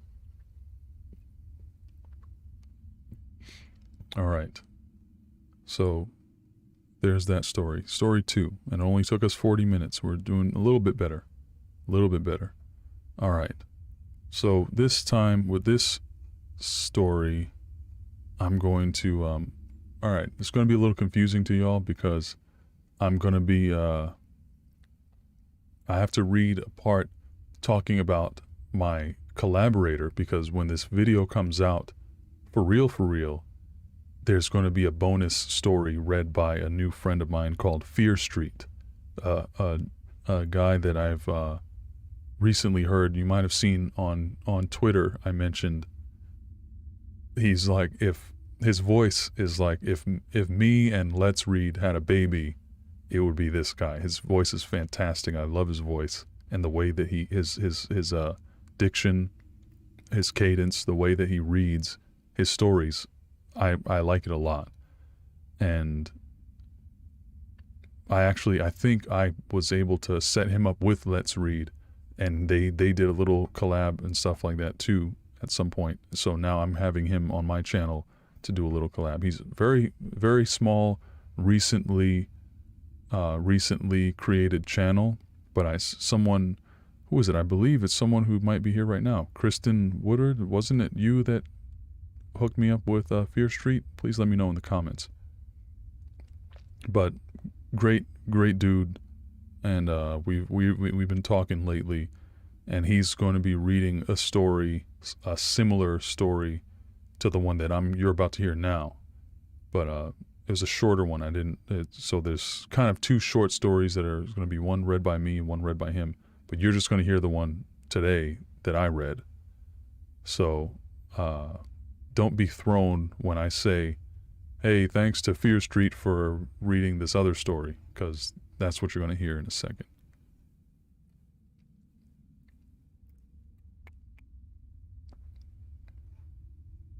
All right, I think I already wrote this out the way it's supposed to go, so.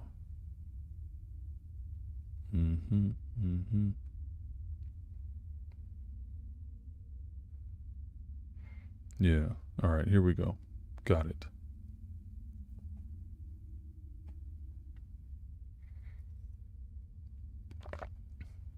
Cindy, so you're saying you gave a haircut to a ghost and spoke to him for an hour. How'd you find out it wasn't a person? Yeah.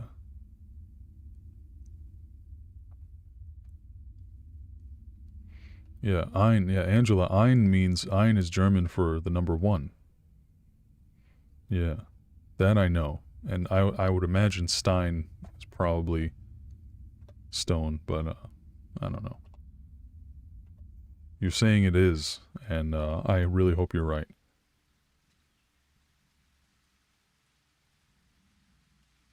Yeah. Okay. All right. Let's go. So, remember, I got a nice list of sponsors with the super chats for today. You all are killing it. Awesome. Whoever any super chat donations, automatic sponsor for this series of videos.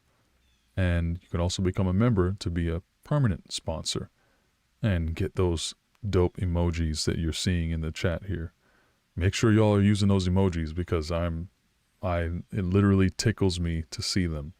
Not literally, but I'll tickle myself when I see them sometimes. So that didn't sound good. That didn't sound right.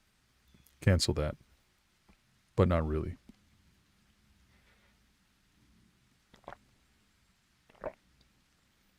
All right. Okay. So, story number 3, going to get into it.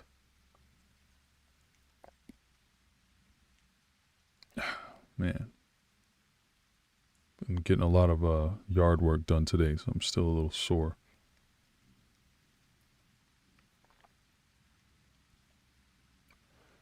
All right. So, let's do this. Story number 3.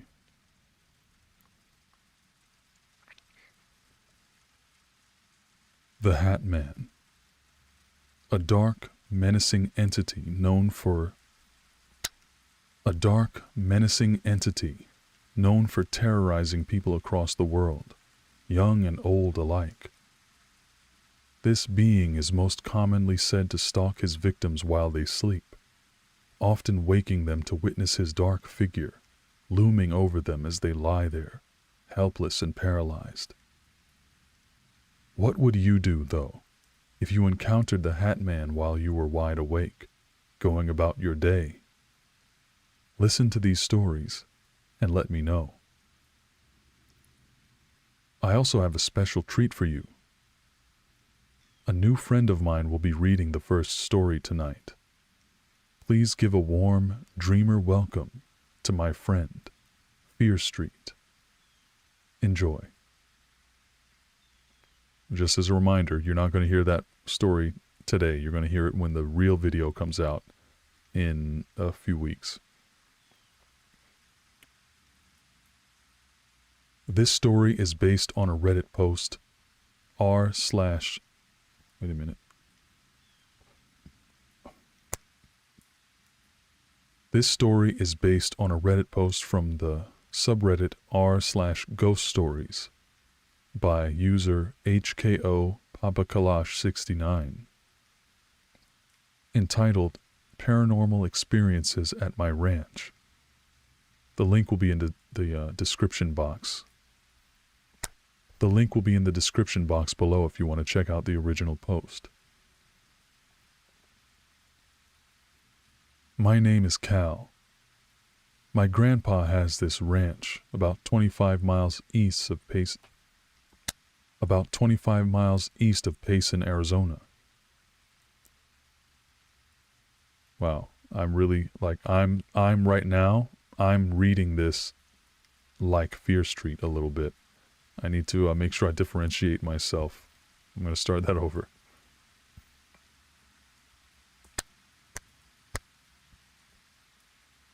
My name is Cal. My grandpa has this ranch about 25 miles east of Payson, Arizona. For those in the state, it's between Hagler Creek and Highway 260. It's very secluded, but the land is really good for grazing. I spend a lot of time running Jersey cattle on the range. These days, I spend a lot of time running Jersey cattle on the range. Every night, one of my crew members rides out to check on the cattle dispersed out in the fields, and to check on the fence line for holes in the wire. A few days ago, it was my turn to go out and check on the herd. It was about 1:30 a.m. as I made my way out. Along my route, I noticed rustling in the tree line that ran along the fence perimeter. At first, it didn't seem like anything unusual. I figured it was just coyotes or squirrels. I see them a lot up there. It went away for about 10 to 15 minutes, and then it popped back up again.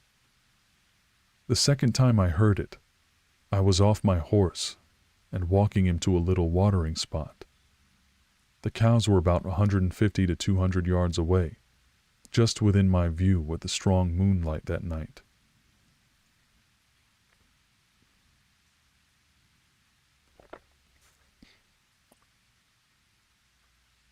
I suddenly heard the rustling. I heard the rustling noise again, but this time it seemed to have much more weight behind it. My horse, Vegas, and I both looked up at the same time. Both looked up at the same time, wondering what the hell we were hearing. At that point, I came to the eerie realization that whatever it was out there,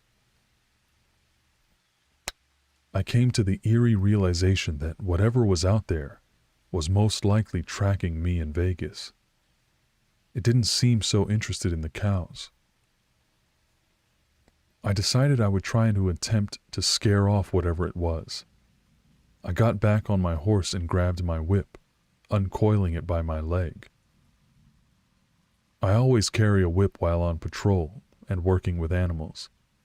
I don't use it on the livestock, but rather to make a loud crack to move the cattle. So I cracked it a few times into the night. As the noise echoed through the air,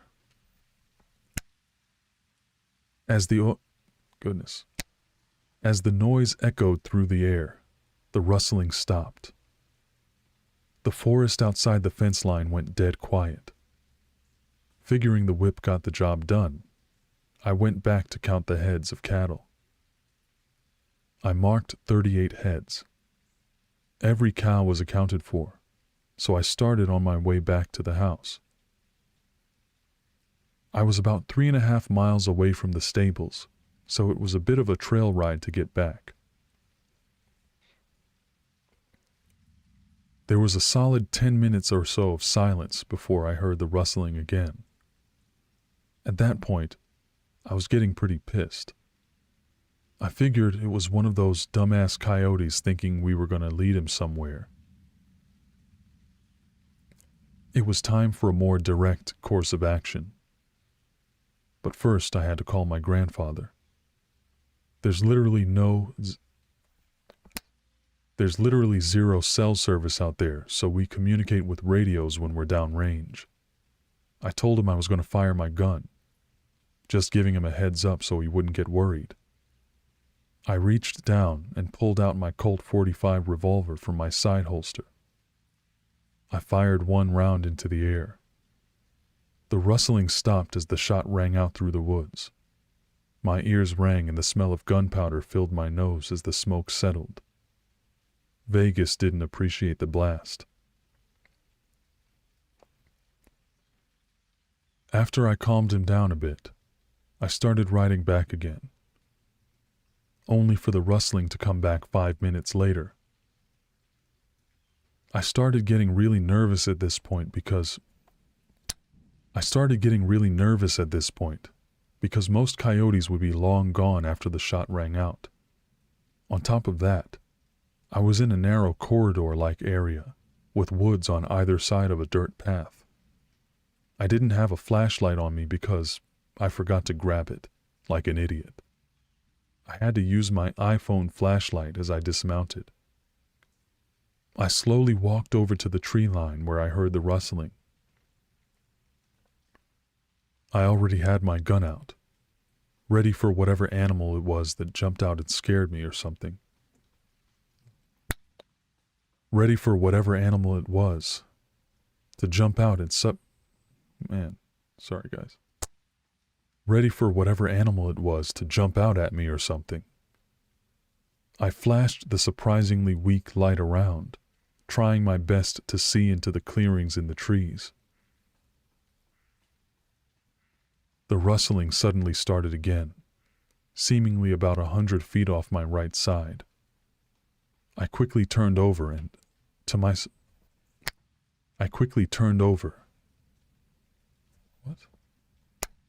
I quickly turned around, and to my surprise and confusion, I saw a black silhouette of a horse run short ways across the trail. My first thought was, crap, is that one of our horses? Whose horse is that?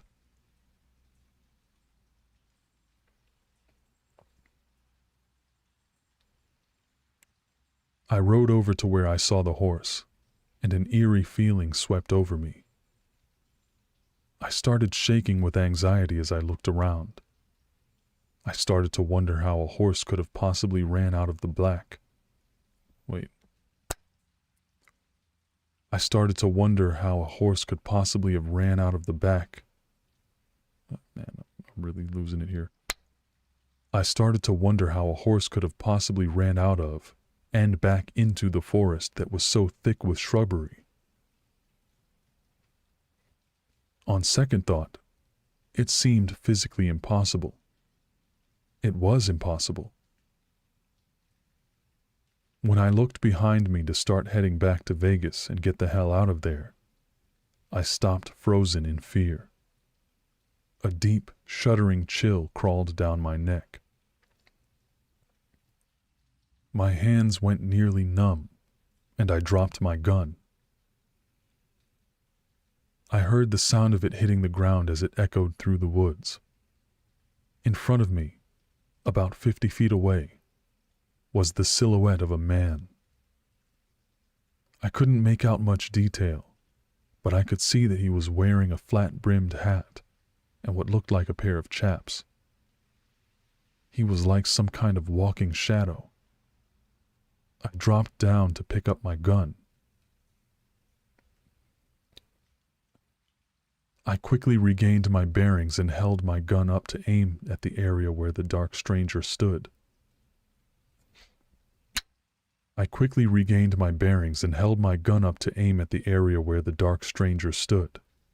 But by the time I got my sights back up, he had vanished completely. Without wasting a moment longer, I got back on Vegas and rode like the wind to get the hell out of there. The whole way back, I had my head on a swivel constantly, looking behind me in fear of it following. I made it back and told my grandpa. He helped me calm down and said that he'd had some weird experiences out there as well. If you made it to the end, thank you. And if anyone has any idea what I could have encountered out there, let me know.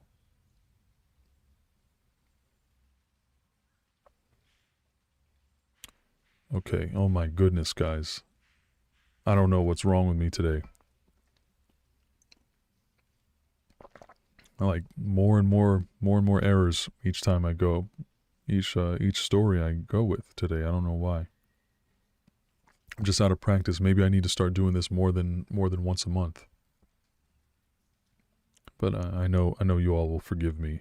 I love and appreciate you for that. All right, so what we're gonna do right now is, as usual, any observations you had. I thought that was a strange and creepy story. And when you hear the final video, the final version of this, with Fear Street's reading of another story, believe it or not, it's another shadow cowboy story. And that one's pretty short. So that's why I decided to kind of add them together to have, it'll be a sort of on the longer side with these videos. But yeah, it's definitely have enough similarities to kind of put into the loop with this. And I get to share my friend Fear Street's work, amazing voice work, with you all as well at the same time. So if you had any observations or questions or anything to add to this story, go ahead and type that while I read my comments and all that stuff. And then I'll talk about those afterwards. Thank you very much, Jessica, for becoming a sponsor of this week's video. Super chat style. Thank you so much. Appreciate you. And let's see here. Yeah. So start. I don't know who said that they lost. Oh, okay. Oh, Samantha, you lost sound for a second. I wonder where that was.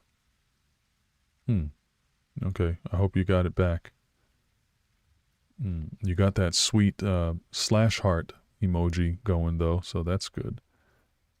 You know, you don't even need the sound if you got that emoji going, right? All right. So give me some comments about this story, and then I will get into my stuff, my commentary, and then I'll be back to check on that in just a minute. The story with Fear Street is probably going to be a couple weeks from now, but it will be on a Monday at 5 p.m. Eastern, because I always upload every Monday for like the past almost 6 months, I think. I've been keeping to that schedule, which I'm pretty proud of. All right, let's go. All right, my friends, what haunting accounts with this mysterious cowboy shadow hat man? Very interesting. Thanks again to Fear Street for lending his excellent vocal talents to this video. Make sure you go check out his channel after the discussion and let him know that I sent you. Don't forget to represent the dreamers while you're there. Alright, so I'll get into my thoughts, and then we will check out what the dreamers listening to the live show have to say. So, the first story was quite different from the common encounter with the Hat Man. There's definitely a shadowy figure wearing a hat, but it's missing that trademark, menacing presence that you're used to. On top of that, most individuals who report sightings of the Hat Man are almost always experiencing sleep paralysis at the same time. But the child in that video, but the child in that story was able to move freely in and out of the sheets, the blankets that she was using to cover her face. Many have also theorized that the dark entity known as the Hat Man may actually feed off the fear it induces in its terrified victims. The second story was a wild one, for sure, in my opinion. I found myself mentally entering the shoes of the young man that this happened to. While I was in that headspace, I kind of got a strange feeling. Let me know what you think about this idea. The encounter took place out in the far reaches of a ranch outside. The original poster, whom I decided to call Cal, is, for all intents and purposes, a cowboy. The shadowy figure we heard about here was apparently a male figure with a wide-brimmed hat, possibly wearing chaps. A very fashionable hat man indeed, but one specifically suited for the environment in which he was encountered. That's another oddity when it comes to the Hat Man encounters. This made me think of two theories. One, this unidentified shadow person may have been comprised of residual energy from an actual cowboy and his horse that once worked the fields just as Cal does today. As a matter of fact, who's to say it wasn't someone doing his job in As a matter of fact, who's to say it wasn't someone doing his job as a cowboy in the dimension next door? In the dimension next door.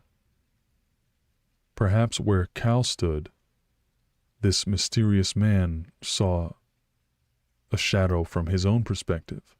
He saw his own shadow cowboy hat man in his reality. This leads me to my other theory. What if what Cal was seeing was a past or future version of himself and his trusty horse Vegas? Almost like he's seeing an after image or a premonition. It's questions like these that make me so fascinated by stories of shadow people encounters. There's so much discussion to be had about what the possibilities really could be. And if you're anything like me, you try to be humble enough to admit the fact that really anything is possible, given what little we understand about how reality works. Very interesting stuff to think about. So, my friend, what do you think about these two stories of these shadowy cowboy hat men? What kind of entity do you suppose was described in these chilling encounters? Do you think they might be related? What do you think it was that Susie saw in her doorway that night? What would you have done if a shadowy entity stood between you and the toilet you so desperately needed? Let me know what you think in the comments down below. Now I'll open up the floor to the dreamers to weigh in. Remember, if you want a chance at your question or comment showing up in a future video, or the chance to sponsor a video with a super chat, turn on notifications so that you can catch the live reading and discussion. And also, join my Discord. I always post alerts there as well. Okay, so let's get some good commentary going here. What do we got? Ooh, Brett coming through. Good one, Brett. Thank you. Yeah, LOA Blue. Yeah, nobody gets notifications from me for some reason. I've been uploading every Monday for like the past 6 months, I believe. Something like that. Hmm.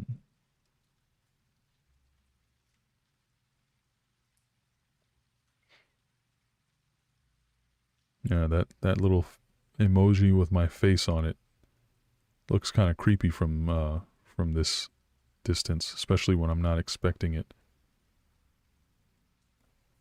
I like it though. That's exactly what I wanted it to be.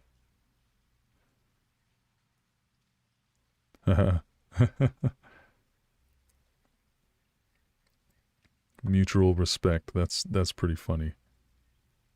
Brett. All right, let's see. Let's get some other ones.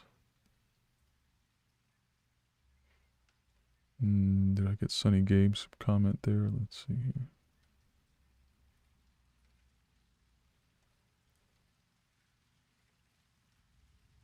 Mm. Okay, Sunny. I see you. I see you with that one.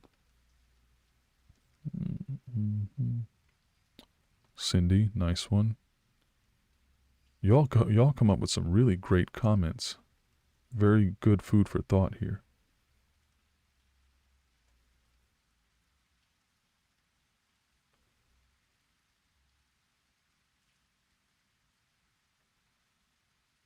Mm-hmm. The Chat Man, Cowboy Hat Man, the Chat Man. Wow. Tariko, you're saying you had some serious lag and missed a whole portion of the story. That's pretty crazy. Because I don't know. I don't think there's been any problems with. There's been any problems with my connection today. Hmm.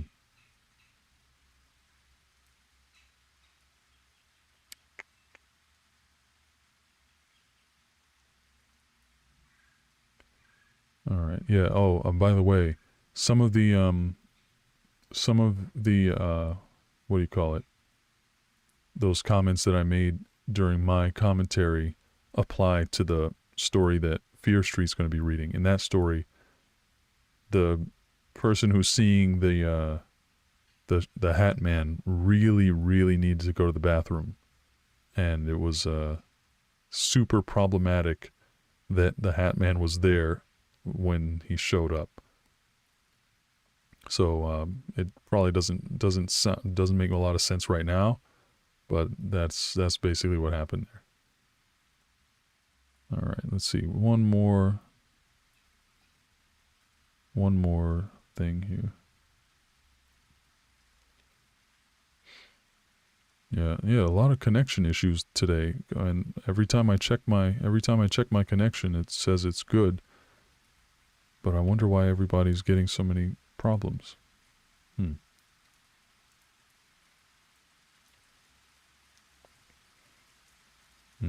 Yeah.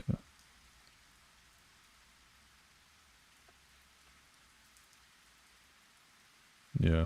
All right. I got some good stuff here. Thank you all very much for those awesome comments. I'm going to get back onto this one, and then we'll head into the last and, in my opinion, the craziest story of tonight. All right, let me just finish this one out and close it out. By the way, let's. I was going to go with the code word Vegas because I love that name for a horse. But if you all come up with a better one, we'll see.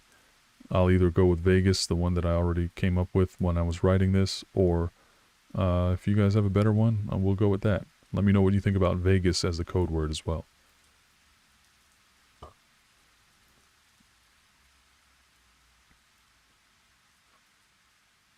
All right, so Brett says, I've seen a Hatman type entity in a sick kid's hospital. It just sat on the bench looking out the window. A few times it tucked my roommate and I in and patted us on the head before sitting down again. That's something else. That's pretty crazy. Brett, you got to tell me, were you a sick kid in the hospital? And you were visited by this hat man or shadowy individual with a hat on, and it was actually taking care of you, showing some concern. Interesting. Sleepy says, sounds like whatever was stalking him was disguising itself as something that looked less threatening. Interesting idea. I wonder why, if that thing was indeed stalking him, why would it feel the need to look less threatening and not continue to terrorize or even attack the people it's stalking? Very strange behavioral pattern if that was the case. Sonny Gabe says, it could prove very useful to know more ideas. What were the sounds in the bushes like? How old is the forest or the woods that are around the property? Very interesting questions there, Sonny Gabe. Now that I think about it, it might be interesting to know what has happened. What's the history of that property? Has anything taken place that might have resulted in restless spirits or something more than the average paranormal activity on a location? Cindy S. says, could be a cowboy who didn't leave after his death. He just stayed there and continued to work. Also, if the poster grew up a cowboy, it could be one of his ancestors just checking on him. That's a fascinating idea. I don't know whether this, maybe he might have mentioned it in the comments or something, but I'm not sure if this is in the poster's family line. Because conceivably, there could very well have been other ancestral cowboys that worked that land in that same area, and they rode horses just like he does. Very, very touching sentiment right there. Antonio says, for these non-menacing shadow people encounters,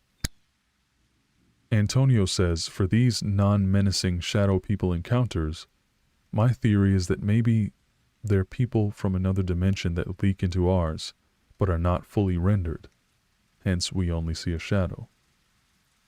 Antonio, that's another one of those really compelling theories about shadow people, in my opinion. I love thinking about that and pondering and discussing it with people just like you. And in a way, that theory sort of explains both menacing and docile or even helpful shadow people. Like in one of the last videos that I did, I'll try to leave a link to that one in the description of this video. But there are some shadow people that actually go out of their way to help people. There's one that looked like it was trying to wash dishes, and there was one that opened up all the doors and windows in someone's house, and they later found out that there was a gas leak that might have killed them if that didn't happen. So very interesting stuff there. And finally, Tariko says, the cowboy hat man should be known as the Chap Man. That is an awesome idea.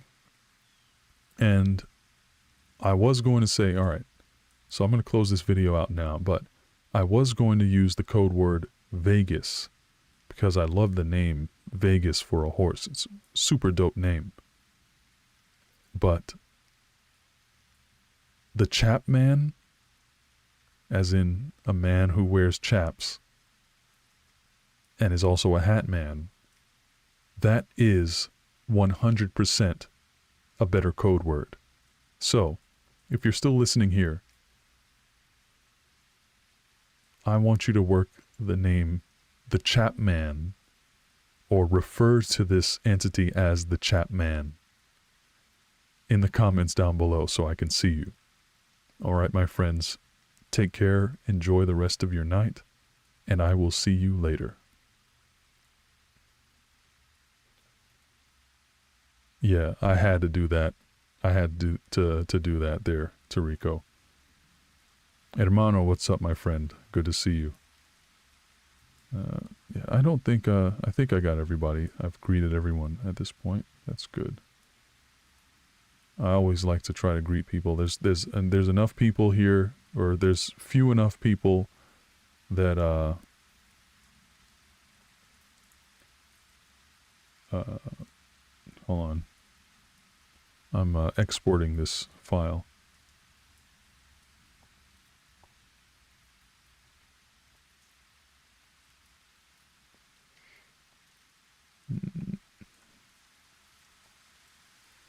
All right. Exporting, and then we will go to the na chat man. That's good. I think that was the first time I ever actually technically sang on stream. So that's your fault, Brett, because you typed that comment. All right, I think Brett, so cancer patient from 3 to 15. So wait, Brett, you had cancer from age 3 to 15. That's intense, my friend. I'm glad you made it out of that. Wait, how old are you now, Brett? Are you, is this like a long time ago thing that's just long gone? And I hope that you're really doing like super good right now and we'll never have to worry about that ever again. If you don't want to tell me how old you are, you don't have to.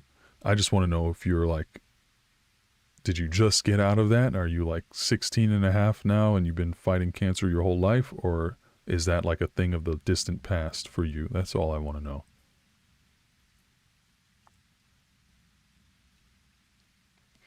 You've died twice since before you were 13. Before you were 13, you died twice. That's intense. Yeah, so you made it to 33, Brett. That's great. I hope you live to be an old fart. A healthy old fart. All right. So we're about to go into the last story of today. And then don't forget, y'all, after this story, I'm going to share some previews. I'm going to give you some sneak peeks of, man, we got 5 new members today. That's amazing. I'm going to find out how many new emojis I'll be able to add. And then, yeah, by the way, before I get into the next story, if you are a member, keep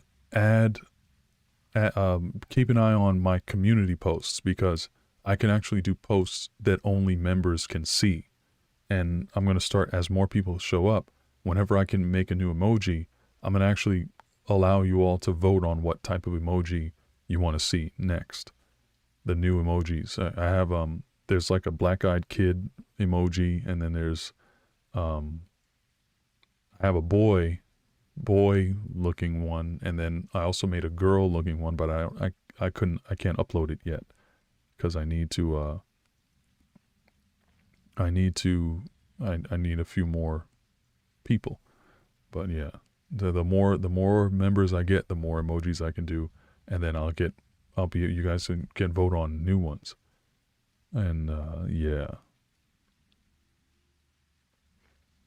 that's gonna be awesome. I'm looking forward to it. I'm gonna send out a post and see what's the next emoji y'all want to see there.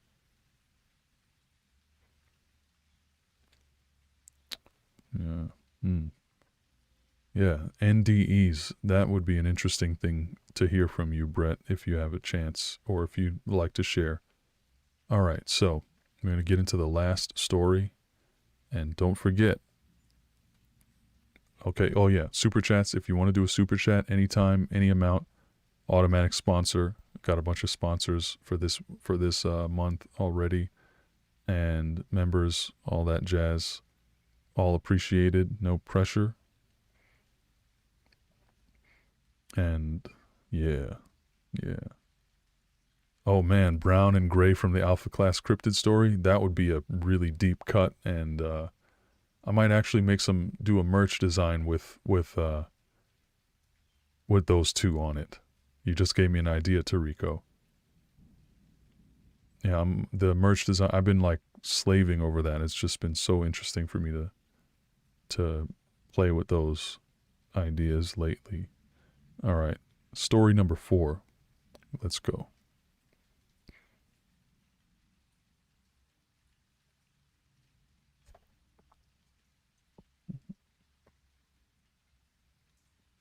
I didn't get anything from you with PayPal, Ambar, but I appreciate it, my friend. Thank you very much.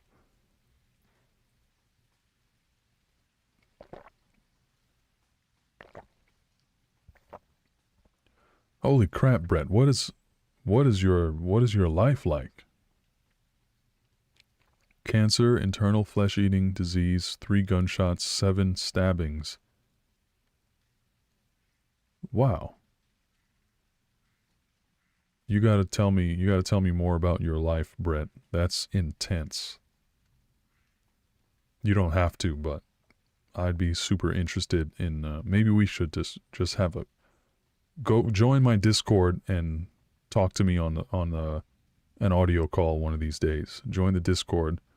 I actually jump into the voice chat once in a while on there. I've only done it once or twice, but yeah, I would really love to hear more about that storied adventure that you've been on, if you could even call it that. All right, here we go. This is the longest story. Normally I do the longest one first. This time I wanted to save the best for last. So here we go. Hopefully you think it's worth it like I do.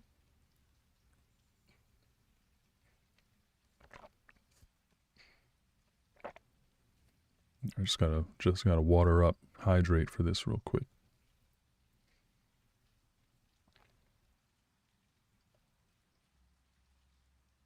You may not be familiar with the name Manananggal, but you might have heard of its terrifying appearance. If you haven't, well, friend, you're in for one wild night. I challenge you to sleep without the grotesque form of this bizarre creature haunting your dreams. I won't spoil it for you. The following true stories come from a fellow dreamer living in the Philippines. Listen, and let me know what you think. Dear Mr. X, you can call me Anton. I'm writing you to share a series of encounters my family and I have been dealing with for many years. We live in the city of Tanjay in the Philippines. About 7 or 8 years ago, I decided to use my vacation time from work to pay an extended visit to my brother Brian. Soon after I arrived, though, I began to question my decision. The first night I was there, my 2-year-old niece kept me awake all night with her constant crying for her mother. It was literally 4 a.m. before she finally went quiet. I feel bad for my sister-in-law. Rebecca, most of all. At the time, she was 6 months pregnant with their second child. The second night was exactly the same as the first. I laid awake in bed for hours with the cries of a toddler searing into my ears. The third night was when things changed. The baby was suddenly uncharacteristically quiet, but I was awakened in the middle of the night by a different sort of commotion. At some late hour, Brian, my brother, barged into the room and shook me awake. He told me his dog, A 90-kilo Rottweiler named Douglas was fighting something in the bushes outside. The worry in his voice was enough to get me out of bed within seconds. We rushed towards the back door of the house. I could hear intense growling noises and the rustling of leaves outside. By the time we made it to the door, the bushes had gone still. Brian called out for the dog. "Douglas?" Poor Douglas emerged from the bush with a huge gash on his face.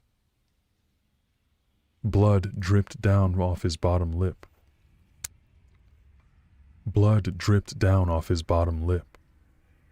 I was hoping it wasn't his, but I was pretty sure it was. As we motioned for Douglas to come inside, another, more guttural growl emanated from the bushes. Brian quickly ran back to his room to grab his .45 caliber pistol. He told me he thought it might be a tiger or some other wild animal stalking our dog. He yelled out a warning before firing into the bushes. 3 shots, fired from the doorway as Douglas limped inside. I ducked into the kitchen to grab a long kitchen knife, just in case the gun didn't do the trick. The growling stopped. Rebecca called the neighbors to let them know everything was okay, figuring they probably heard the gunshots even though they were a bit far away.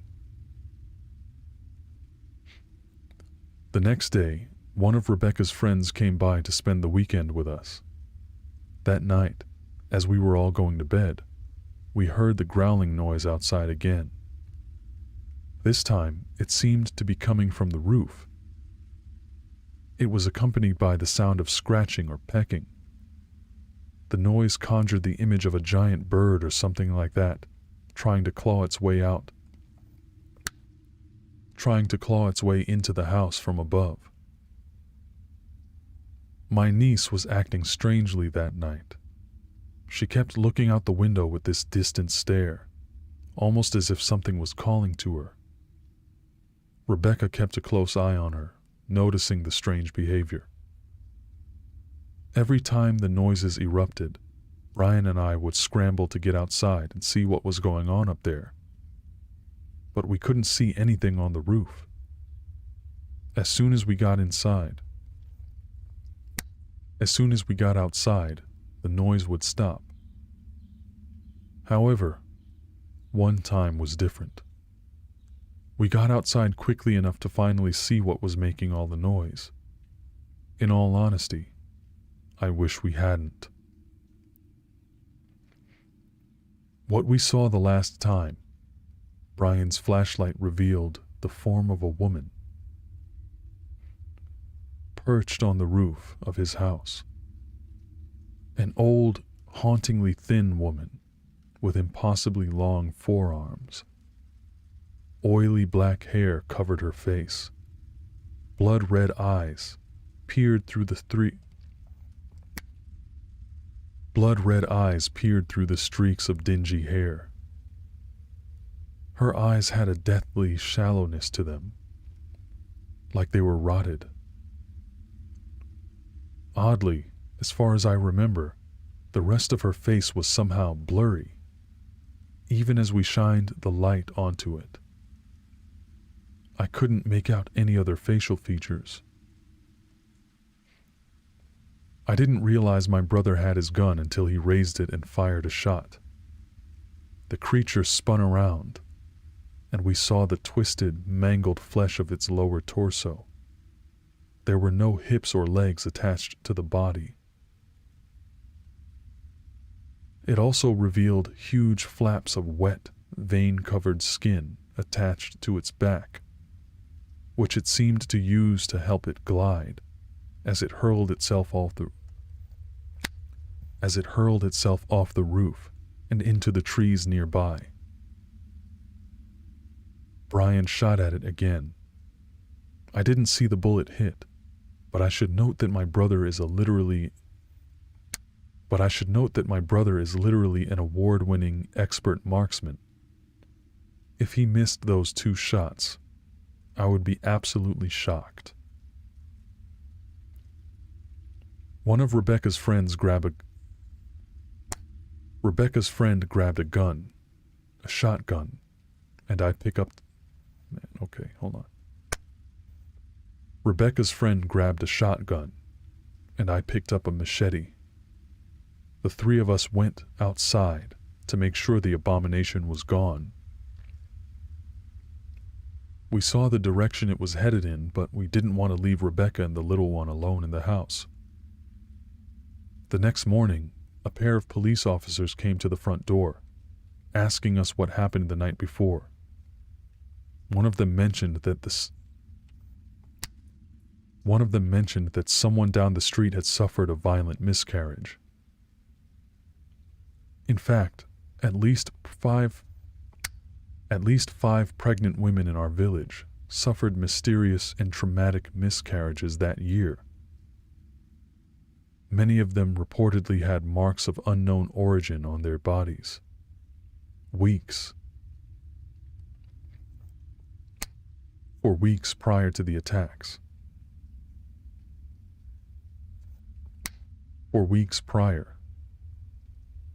And also were suffering from bleeding they could not explain.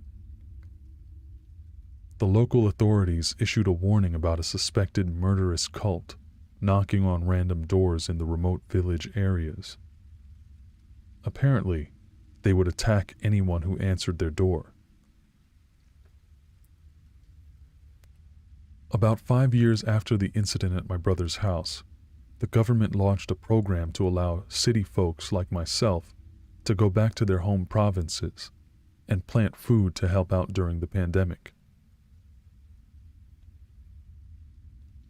Of course, I went back to Tanje to do my part. Need to take a break for a second and get some water, guys. Oh yeah, make sure you guys like the video, by the way. I know this is a live stream, but, and if you have anything you want to say about this story to add to the discussion afterwards, don't hesitate to throw that in there. I'll find it later.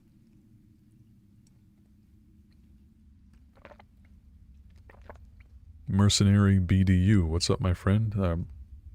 I didn't know we had elites in here. I see the wart thing. The first thing I think of, it might mean something else now, but I think of elites from Halo, the Halo game series back in the day.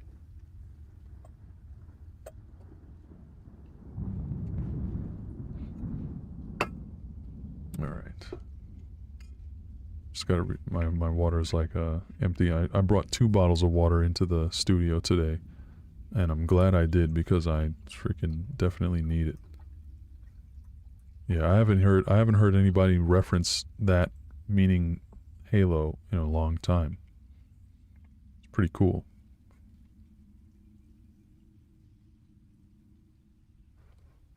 All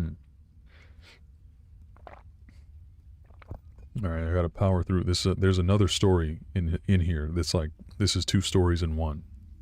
So I'm just gearing up for that. Like my voice is starting to get a little run down. Hopefully it lasts for the rest of this, and then we can look at the merch stuff. All right, here we go.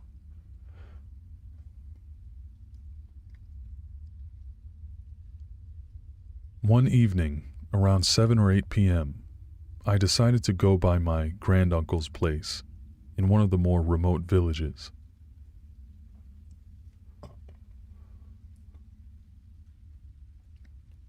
I wanted to make sure he was well fed, so I brought him some food I picked up from the grocery store in the city. His home is near this old Baptist church. As I passed by the church, I saw a strange young lady I didn't recognize. She was pleasant enough, though. She even smiled at me. I greeted her, saying good evening, but Oddly, she did not respond. I got a strange feeling when I noticed she locked eyes with me and continued to stare, even as we walked our separate ways. I also noticed that her feet were bare, an odd choice for the rough ground we walked on. I then realized that in the time it took me to take 3 steps, she seemed to have moved about 15 to 20 steps. It was as if she was gliding along the ground rather than walking. She kept staring at me until I was out of sight. She kept staring at me until she was out of sight. I was already creeped out by the time I made it to my granduncle's house. Unfortunately, though, he wasn't home, so I had to start heading back to my parents'. It was getting dark, so my senses were already on high alert. I began seeing other strange things around me as I walked.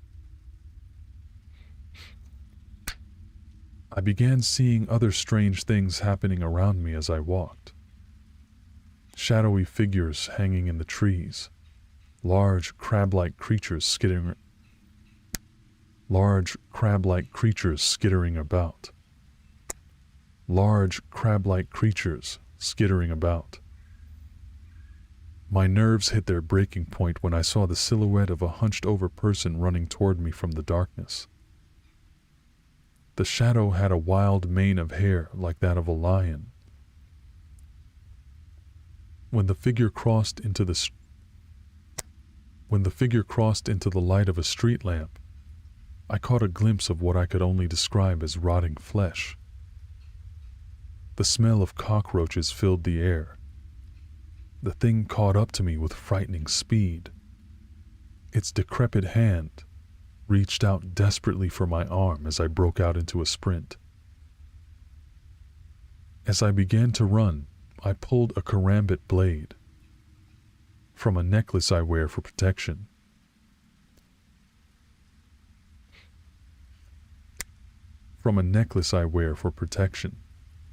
As soon as the blade came out, the creature began moving backwards, like a rewinding tape.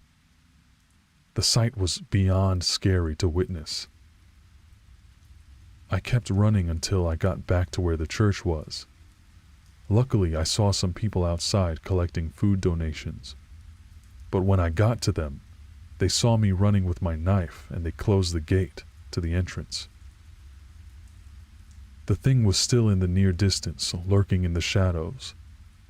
I told myself that if it came into the light, I would attack it with my blade. It slowly began to walk around me. It slowly began to walk toward me, its stride becoming more and more normal looking, like that of a human. By the time it reached the lit area around the church, it appeared to be just a normal woman walking and texting on a cell phone. She walked by without even looking at me, and right back into the pitch-black darkness of the night. She didn't have a flashlight or anything. I waited in front of the church gate. Not wanting to find out what the hell just happened. I got lucky again when a tricycle driver passed by. I asked him for a ride back to my parents, and I had no problem paying double for the late fare.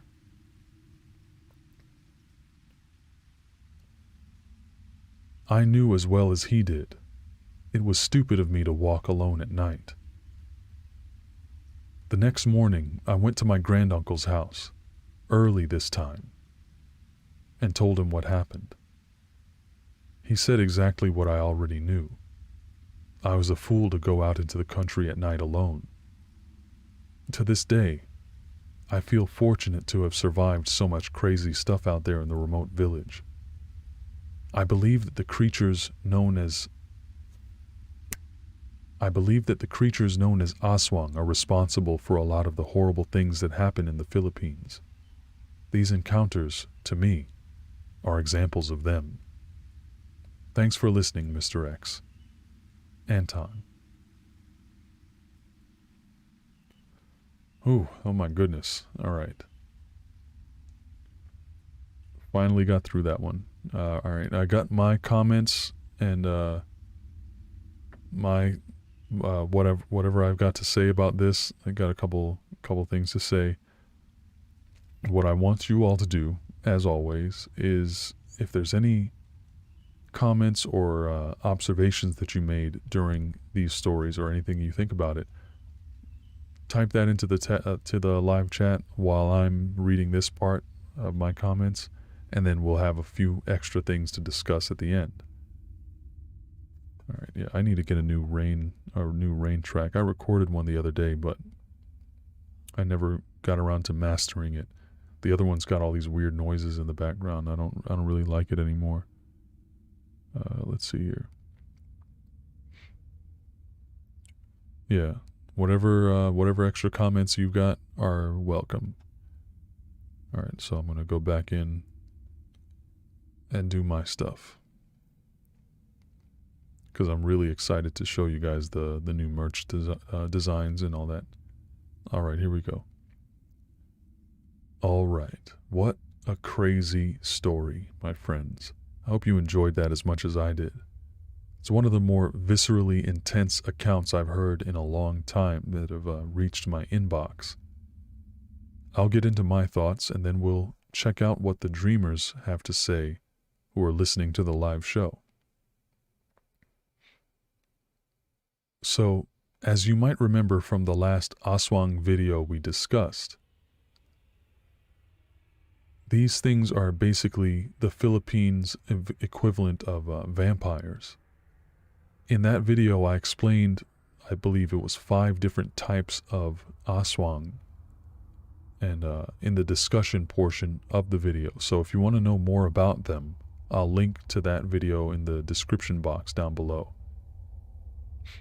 I might even throw it in the top comment, and if I forget, which I probably will, please remind me if you can. Another one of my dear dreamers and old friends from high school, Shinfits, actually did me the favor of posting a link to a video that I said I was going to link to, but I forgot, so then he was kind enough to do it for me.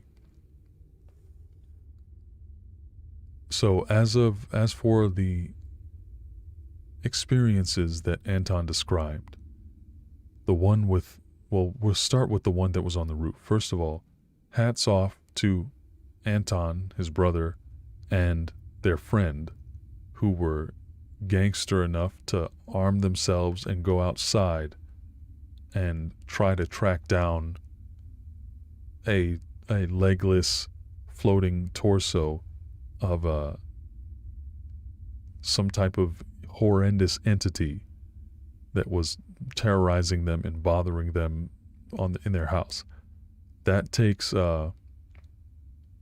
certain parts of their anatomy to be made from steel, which I will not reference, but you know what I mean.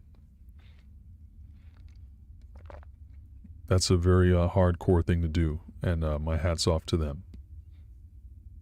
Especially having the presence of mind to make sure you don't go too far away from the house, because, as we all know, an aswang typically enjoys drinking the contents of women's bellies when they're pregnant. And it could have very well been the case that it was trying to lure the protectors away from Rebecca, who was 6 months pregnant and trying to deal with another baby that was born, a 2-year-old. But she was pregnant, and that might have made her a target to that creature that was lurking around the rooftops of their house. So, with our disbelief suspended thoroughly, this could have absolutely been a case where Rebecca was the target, and the entity or the creature or the cryptid the monster, the Manananggal, the Aswang variant, was trying to lure them away from her. If you recall, to get a few sips of that Slurpee that she was carrying around with her.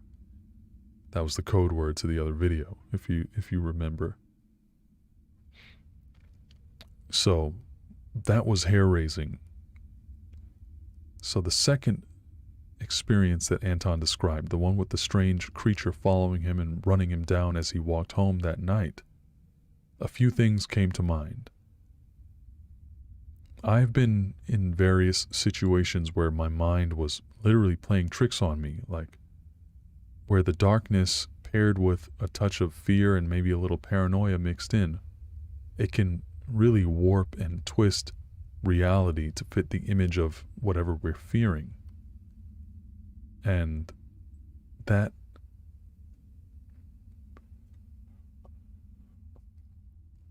it's certainly possible that the silhouette of an unexpected young woman walking down the street, especially when it's so dark, it may indeed be mistaken for that of a monstrous creature stalking you in the night.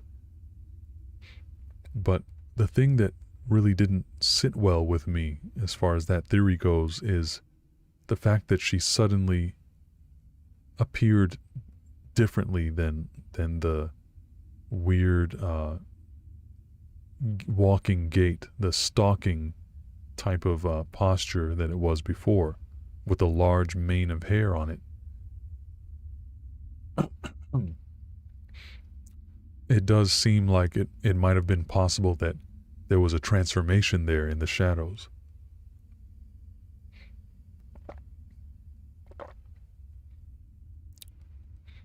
This is, again, interesting stuff to talk about. Who knows what the truth really is?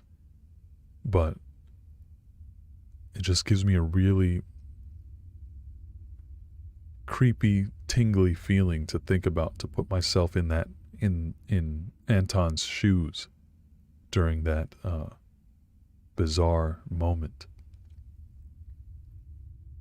But then again, it could have been just a badass girl who just walks the pitch black streets every night to the point where she doesn't need a flashlight and she's totally fine walking down the street on her own in the darkness. And someone who has seen weird things before in that country might have mistaken her for a monster.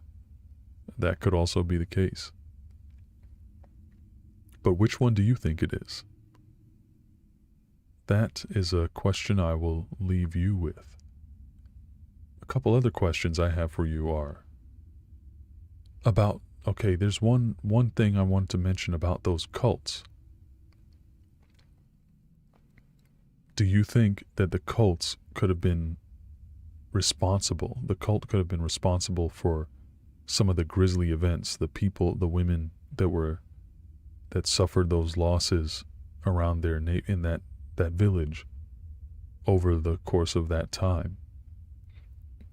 Do you believe there may have been something more paranormal involved?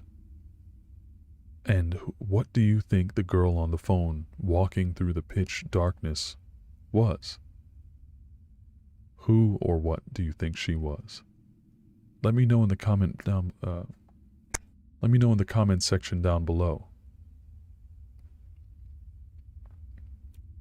So now, I'll open up the floor to the dreamers listening live to weigh in. Remember, if you want a chance at your question or comment showing up in a future video, or the chance to sponsor a video with a super chat, turn on notifications or join my Discord so you can catch the live reading and discussion. Alright, let's see what we got here.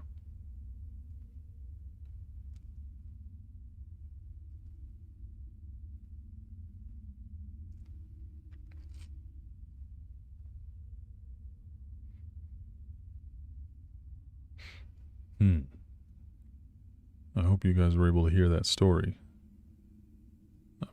I'm a little worried right now. Hold on. Alright, my connection's good.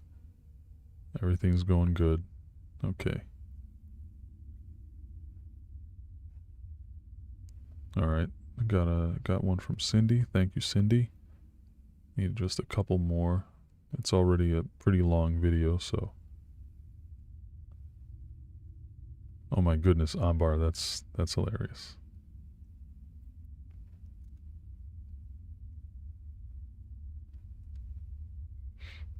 Okay, who said that there? That's not what I meant to put in there.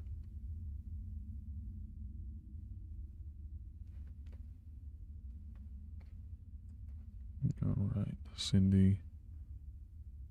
Got that one.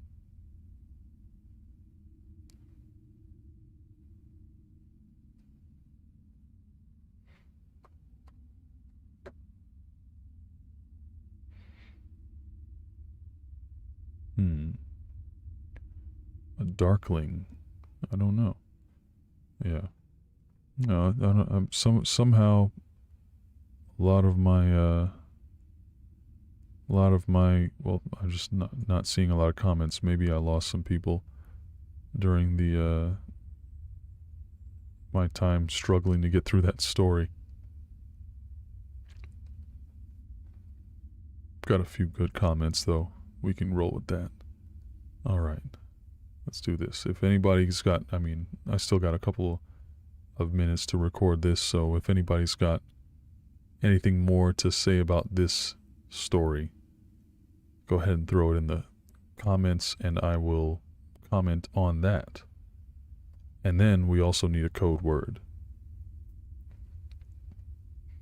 All right, here we go. So Toriko says, I feel like most shapeshifters are said to replicate clothing as part of their appearances, but I don't always hear of them replicating objects like phones. That's a good question, a good observation there. That's a really good observation there, Toriko. If this was a shapeshifter we were dealing with in that instance, you would think having a cell phone, a glowing lit cell phone, would be a really unusual element to be produced out of thin air, unless it's just a really fashionable, high tech shapeshifter that had a phone in its fleshy back pocket somehow, or in one of those weird wing flaps that it keeps on its back. Oh, that's such a disgusting image, thinking about that. But yeah, really good point. Good eye there, or good ear rather. Toriko also said, mentioning of the crab-like monsters reminds me of the aswang imitating a crab in the previous story from the Philippines. Yeah, I believe that. It seems like that's a common theme in some of these aswang stories.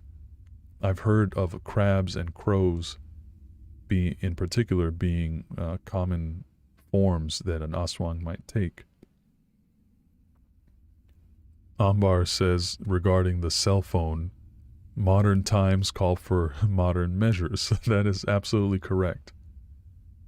Ambar's on fire tonight.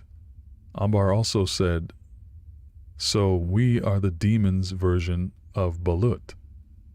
And I suppose so, because, yeah, I mean, it's kind of messed up.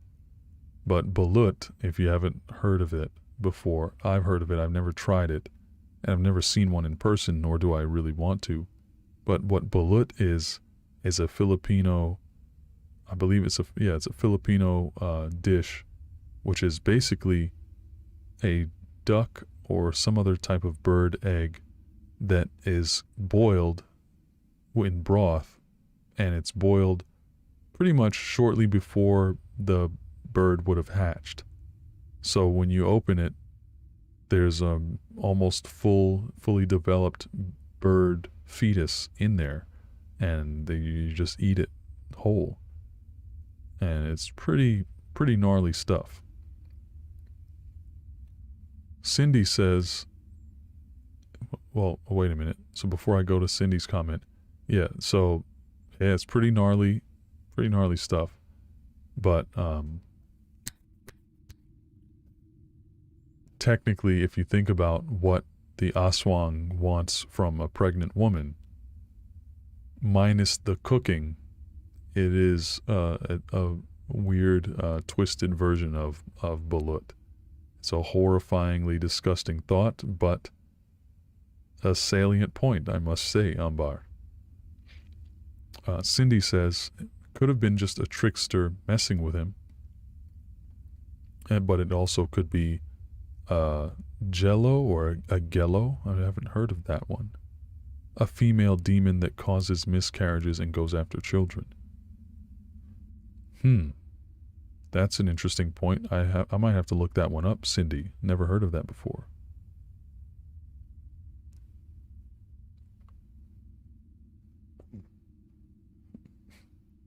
Okay. Dark Phoenix says it's a Filipino horror story called Kahadlokan na Historia. Haven't heard of that before, which means a scary story in a Filipino dialect. It's about a vampire woman that comes into your house at night to feed on pregnant women by sucking the baby out from the belly button. I believe that is pretty much the aswang in a nutshell. It uses some type of long tongue-like appendage to pierce the belly and drink the Slurpee. So Cindy's saying that the Gello is Greek mythology. Very interesting. I've always found it fascinating that so many common themes show up across cultural barriers all over the place. Very interesting stuff. All right, so that's where I'm going to end the video today, my friends. I hope you enjoyed the stories and enjoyed the discussion. Very interesting stuff going on here tonight. So I will leave you with a code word. All right, guys, we need to get the code word for the fourth story of tonight. What do we got? Let's say Ambar said flesh pocket LOL, excuse me. I think that's a good one. I think that'll work pretty well. It's a good deep cut from the story. All right, we'll do that. Just so we can get into this. All right. Ambar likes the word flesh pocket as a code word for today. Now get your mind out of the gutter before you go there. I want you to be creative. Work the word flesh pocket into your comment down below so I can see who the real dreamers are. Take it easy, my friends. See you next time. All right. Okay, here we go.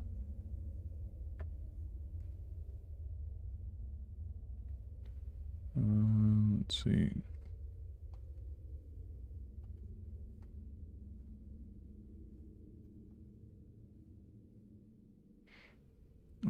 Tariko, flesh pockets instead of the hot pocket jingle. That's terrible. I do not approve.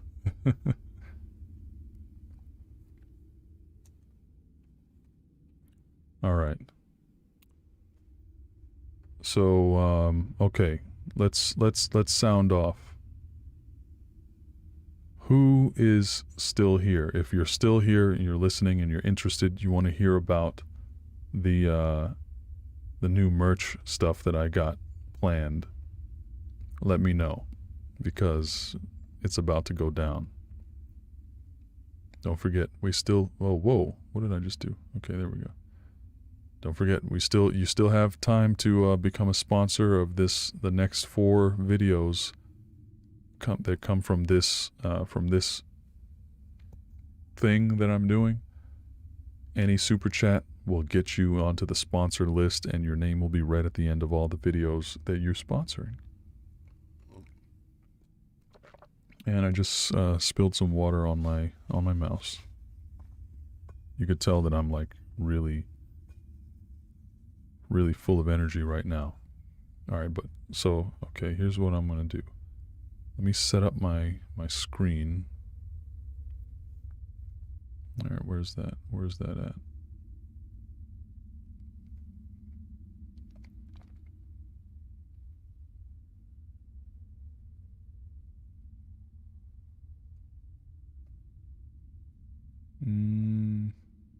Okay, here we go.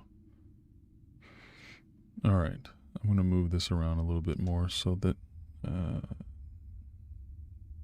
got more space to play with.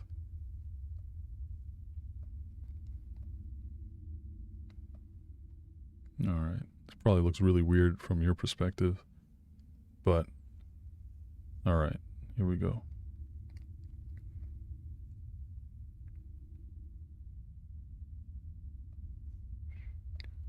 All right, y'all. So I'm gonna go to my Teespring, Mr. So my new URL. I actually got a new URL for my Teespring store, which is now it's called Spring Store. It's not Teespring anymore. But this is all stuff it's not available yet. It's not up yet, but it will be pretty soon. Hold on.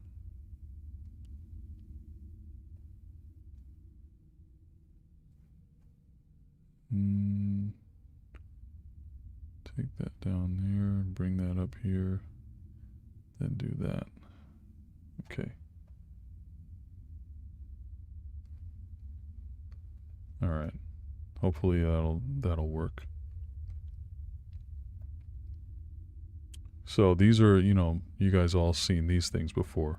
These are my regular stuff, right?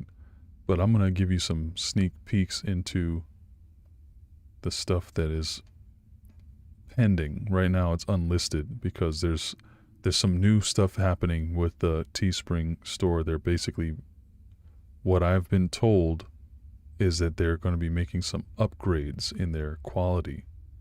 And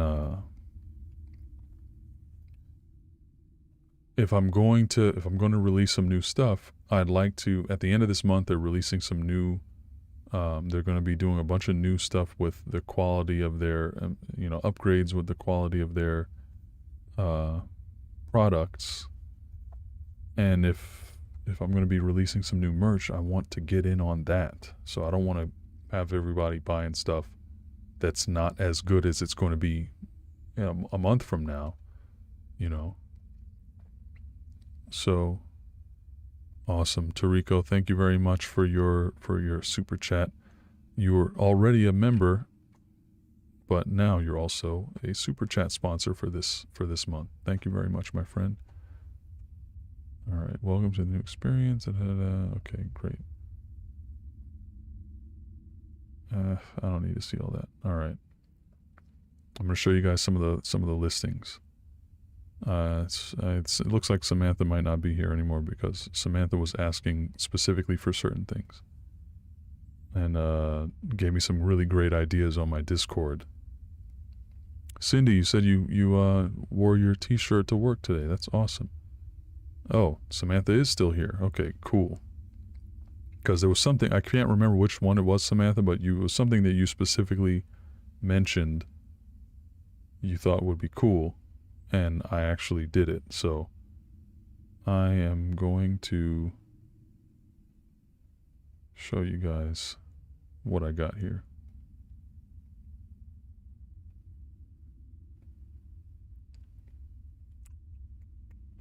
Just gotta pull it up. Give me 1 second. Okay. Why is it not looking the way that it did earlier? Okay, maybe I just need to go. Hang on.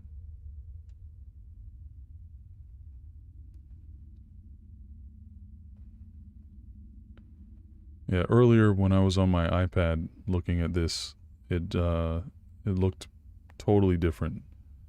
Okay, so maybe I can just show it this way. All right, so doggone it. All right, I'm just gonna share the entire screen. Screw it.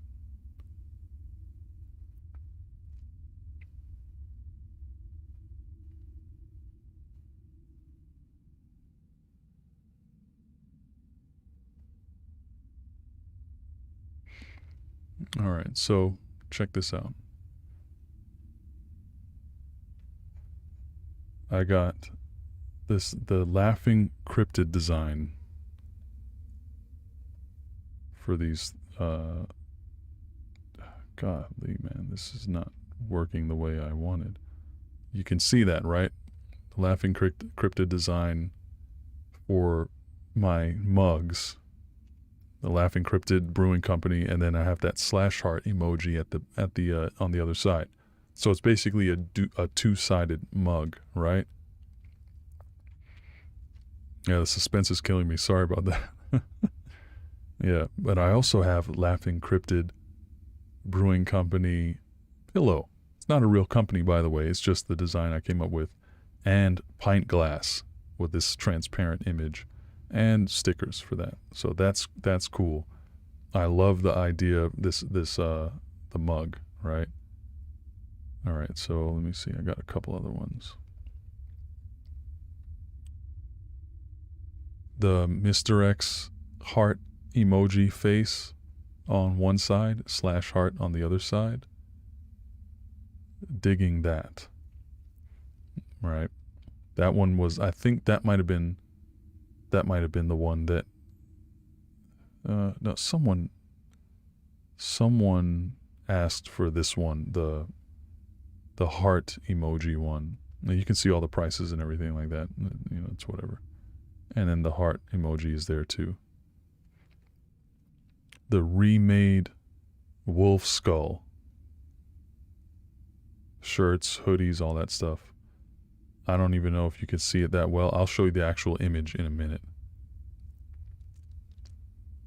And yeah, if there's any design that you see me make that you want stickers of, because I don't really know what would make a good sticker, honestly.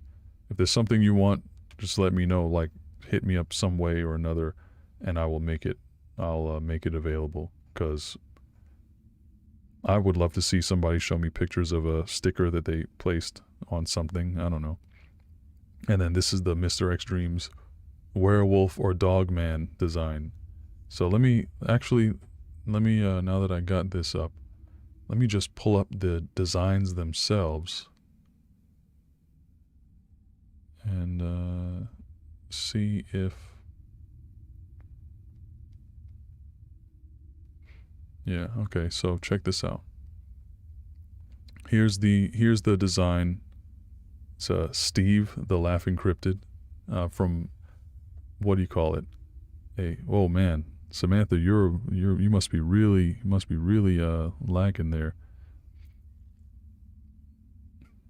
Yeah, if I would love to make a sticker of this one. I don't know, it just seems like a thing that people would like.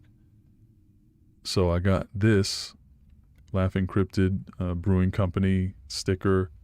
I made this out of vectors. I learned an entire way of making artwork just to make this, and I've been using it ever since.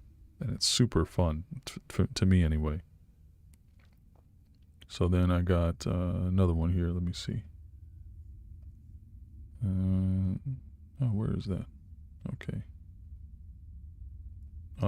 This is the version of it that's going on shirts. So you can see it's kind of like got that distressed look, like a old t-shirt type thing. I made the heart face emoji. I vectored that out. There's another vector right here, the Mr. X Dreams werewolf / dogman. You decide. You decide. What do you think that is?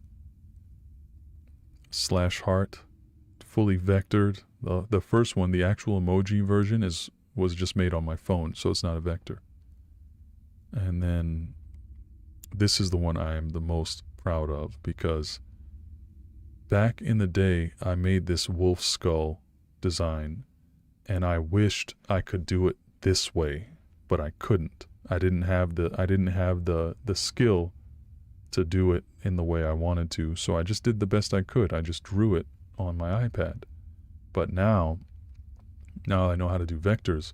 Everything is super clean and crisp, and I could do all this cool stuff. I mean, if you look closely, you'll see the MXD hidden in the background, and everything is symmetrical except for the blood and stuff that I don't want to be symmetrical. But yeah, I don't know. I've always had, oh yeah, by the way, see this shirt I have right now is the old version of that design, and I've already ordered a new one with on a t-shirt with this. It's one of the sickest designs to me that I've ever made. I don't know why I love it so much. But yeah, I hope you all like these, and when they come available, I hope you pick one up here or there somewhere. And by the way, I'm always thinking of other stuff, other things to put on shirts and mugs and stuff like that. And super interested in making that happen. So at the end of the month, I'll probably be posting those and making those designs go live on like shirts, mugs, a couple things like that. Mostly it's just shirts and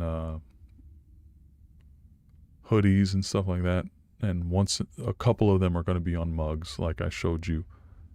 And if there's something you want in a sticker or a particular design that you see on my Instagram or something that you want on a mug or whatever, just let me know. And it doesn't take much effort for me to do that and just throw it on there because I have all the files.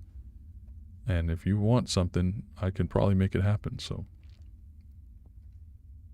or if you see like one of my emojis or other things that you think would make a cool shirt, give me the idea, throw it at me, and I'll see if it's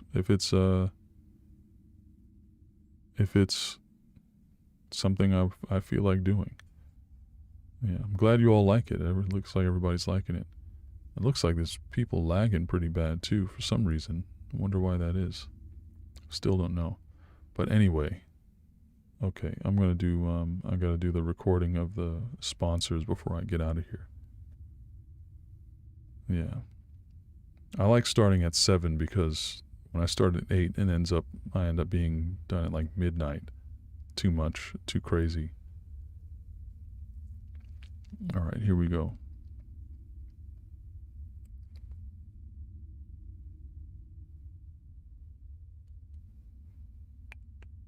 Okay. Special thanks to this week's Super Chat sponsors: Samantha, Lori, Jennifer, Sleepy, Cindy, Angela, Terry, Ryuk, Mary C., Zen, Jessica, Tariko. Thank you all very much.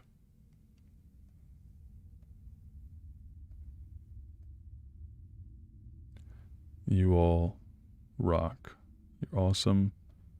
Thank you very much for your generosity, for hanging out and talking and contributing to my videos. Thank you for your support. You're supporting each other. Man, what the heck is wrong with that file? Why does it keep shutting off like that? Well, I'm about to get out of here anyway. Hold on. Sponsors 08/07/2021. All these days are running together. I'm like, don't even remember what day it is sometimes. But hey, you all know I love you, right? I do, truly. And I appreciate each and every one of you hanging out, talking amongst yourselves, even chatting, being there, keeping me some company while I'm reading and making these videos. Yeah, I will. I'm glad you all like the new merch ideas and all that stuff. And a lot of really great discussion tonight. And man, and shout out to Brett for all the crazy stuff that you've that you've survived. Brett, if you're still there, please join my Discord so I can actually talk to you. Because yeah, I plan to do more phone calls on Discord. I have like 40 something people on the server right now. It's a great time. If you do jump on there at some point, you'll see all kinds of cool stuff going on. Meet a bunch of new awesome people in there, and yeah, there's no dirt bags or no rude or mean people there. It's just really cool. It's a chillaxed environment. I love it there. And once in a while, I jump on and get on a phone call with random people, random subscribers. Hey, Arrow Beezy, what's up, my friend? Yeah, it's super dope. So check that out. But Brett, if you see this, please do that. Please do that. You might not know Discord that well. I didn't know it a month ago, but there's links in my descriptions and stuff like that it'll take you straight to it. So if you can do it on your phone or whatever, and it'll take you straight into the Discord server.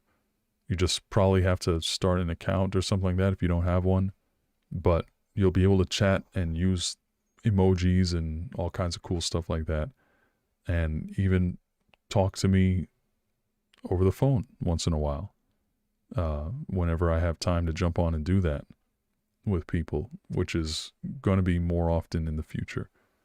But yeah, y'all, hope you didn't hear too much of that throat noise. This is why I can't listen to the live streams after the fact, because I can't take the mouth noises out of it. And as you all know, I hate mouth noises.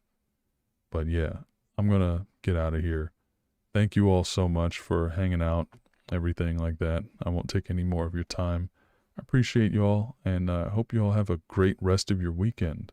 Stay safe, be kind to one another, and keep representing the dreamers out there, my friends. As always, I'm Mr. X, and may your nights be full of dreams. Take care, my friends. Later.